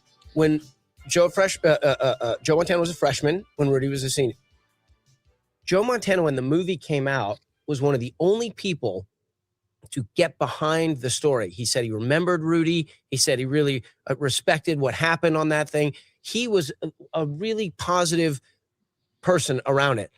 I don't know how many Super Bowl rings you have to win in order for when somebody meets you on the street to say, hey, did you meet the real guy who dressed for one game, who played for 27 seconds? I think Joe Montana has every right to put a little bit of context around the movie because he's a real person and he had a real experience. Not all the players liked me, trust me, nor did they even know I was on the team because walk-ons were ignored during that time. And you can't blame them because we were paying to them. There you have it, the 8% of inaccuracies within the Rudy film. With all this being said, the movie is still great and provides inspiration for anyone who is looking for something. Life is too short. Go for your dream. What do you have to lose? People generally understand that it's Hollywood's job to make the most compelling and entertaining movie as possible, which means sometimes you have to lie or stretch the truth some. The movie, Rudy actually put out, when the movie came out, a list of things that were absolute creative license. Regardless, the movie will go down in sports history as one of the best. Did you have any idea when you set out to make the movie just what your story and the legacy of your story would be? I knew the story was everybody's story. What's your take on this topic? Does it change your view on the movie? Do you have any suggestions on what I should do next? Let me know your thoughts below in the comments and subscribe for more investigation. So all in all, what is your thoughts about Mr. Rudy Rudiger? I'm more interested in your thoughts, but my thoughts remain the same, as that he's like a pro wrestler and he's working kayfabe about a lie that he knows is a lie, but it's making him money. And his story, whether how it was depicted on screen was true or not, did inspire a lot of people. Kobe Bryant, for instance. Yeah. So overall, net positive. Although Rudy seems like a bit of he believes his own hype a little too much. Yeah, I agree with that statement. The movie is a great movie, and it's inspiring at the end, for sure. He came with an idea, and Hollywood basically Hollywoodized it. And he's taking an awful lot of credit for the one half sack and the movie that was the idea was garnered by him, but it wasn't actually created by him. Mm-hmm. So he's taken an awful lot of credit for a lot of stuff that he did not do. So do you think less of the movie now that you've gone through this journey, or the same? Probably about the same, because I knew that a lot of the lure that was behind it about him fabricating some stuff. Mm-hmm. So my opinion about the movie really hasn't changed. My opinion is about the person, the actual Rudiger, has changed. Yeah. I didn't know anything about him coming in, and now I'm like, oh, he's a carny. Basically. Yeah. But yeah, that's our show. All right. It was fun going through that. I enjoyed that. I was a little worried because I hadn't really seen the movie in full, but now I feel like I have. and I'm glad we went through some of the real life. Yeah, I enjoyed it a lot. Maybe we'll do some more of that stuff where it's like based on a true story, and we'll just kind of go through the actual story versus the fabrication. Sounds good. So, all right, Derek, shoot me a text when you're ready to do another stream. We'll work it out. Yes, sir. All right. Good night, everybody. Bye. Do it on my own, so I gotta get through it. And the only thing I know is to love what I'm doing. Never give up, never slow, till I finally prove it. Never listen to the no's, I just wanna keep moving. Keep my head up when I act, head up, that's a fact. Never looking back, I'ma keep myself on track. Keep my head up, staying strong, always moving on. Feel I don't belong, tell my thoughts to move along. Push myself to be the best, die with no regrets. Live with every breath, see my message start to spread. And I had so many dreams. Then you got kickback on your Howard Stern rant in the comments? I did. But those are just people aping what they heard who are aping what they heard. It's just ignore them. Now, some people are cool about it, but then some people are just like, you can't spell and you can't do this and all this. I never claimed to be fucking Attila the Bee. Man, you're not very good at spelling. That's true, Derek. I agree with that. That's a good. I never claimed to be a good speller. Did I sit there and be like, you know what? I'm the master speller. I could spell the shit out of stuff. I never did that. Yeah, it's like I just want to go like think for yourselves. Like stop.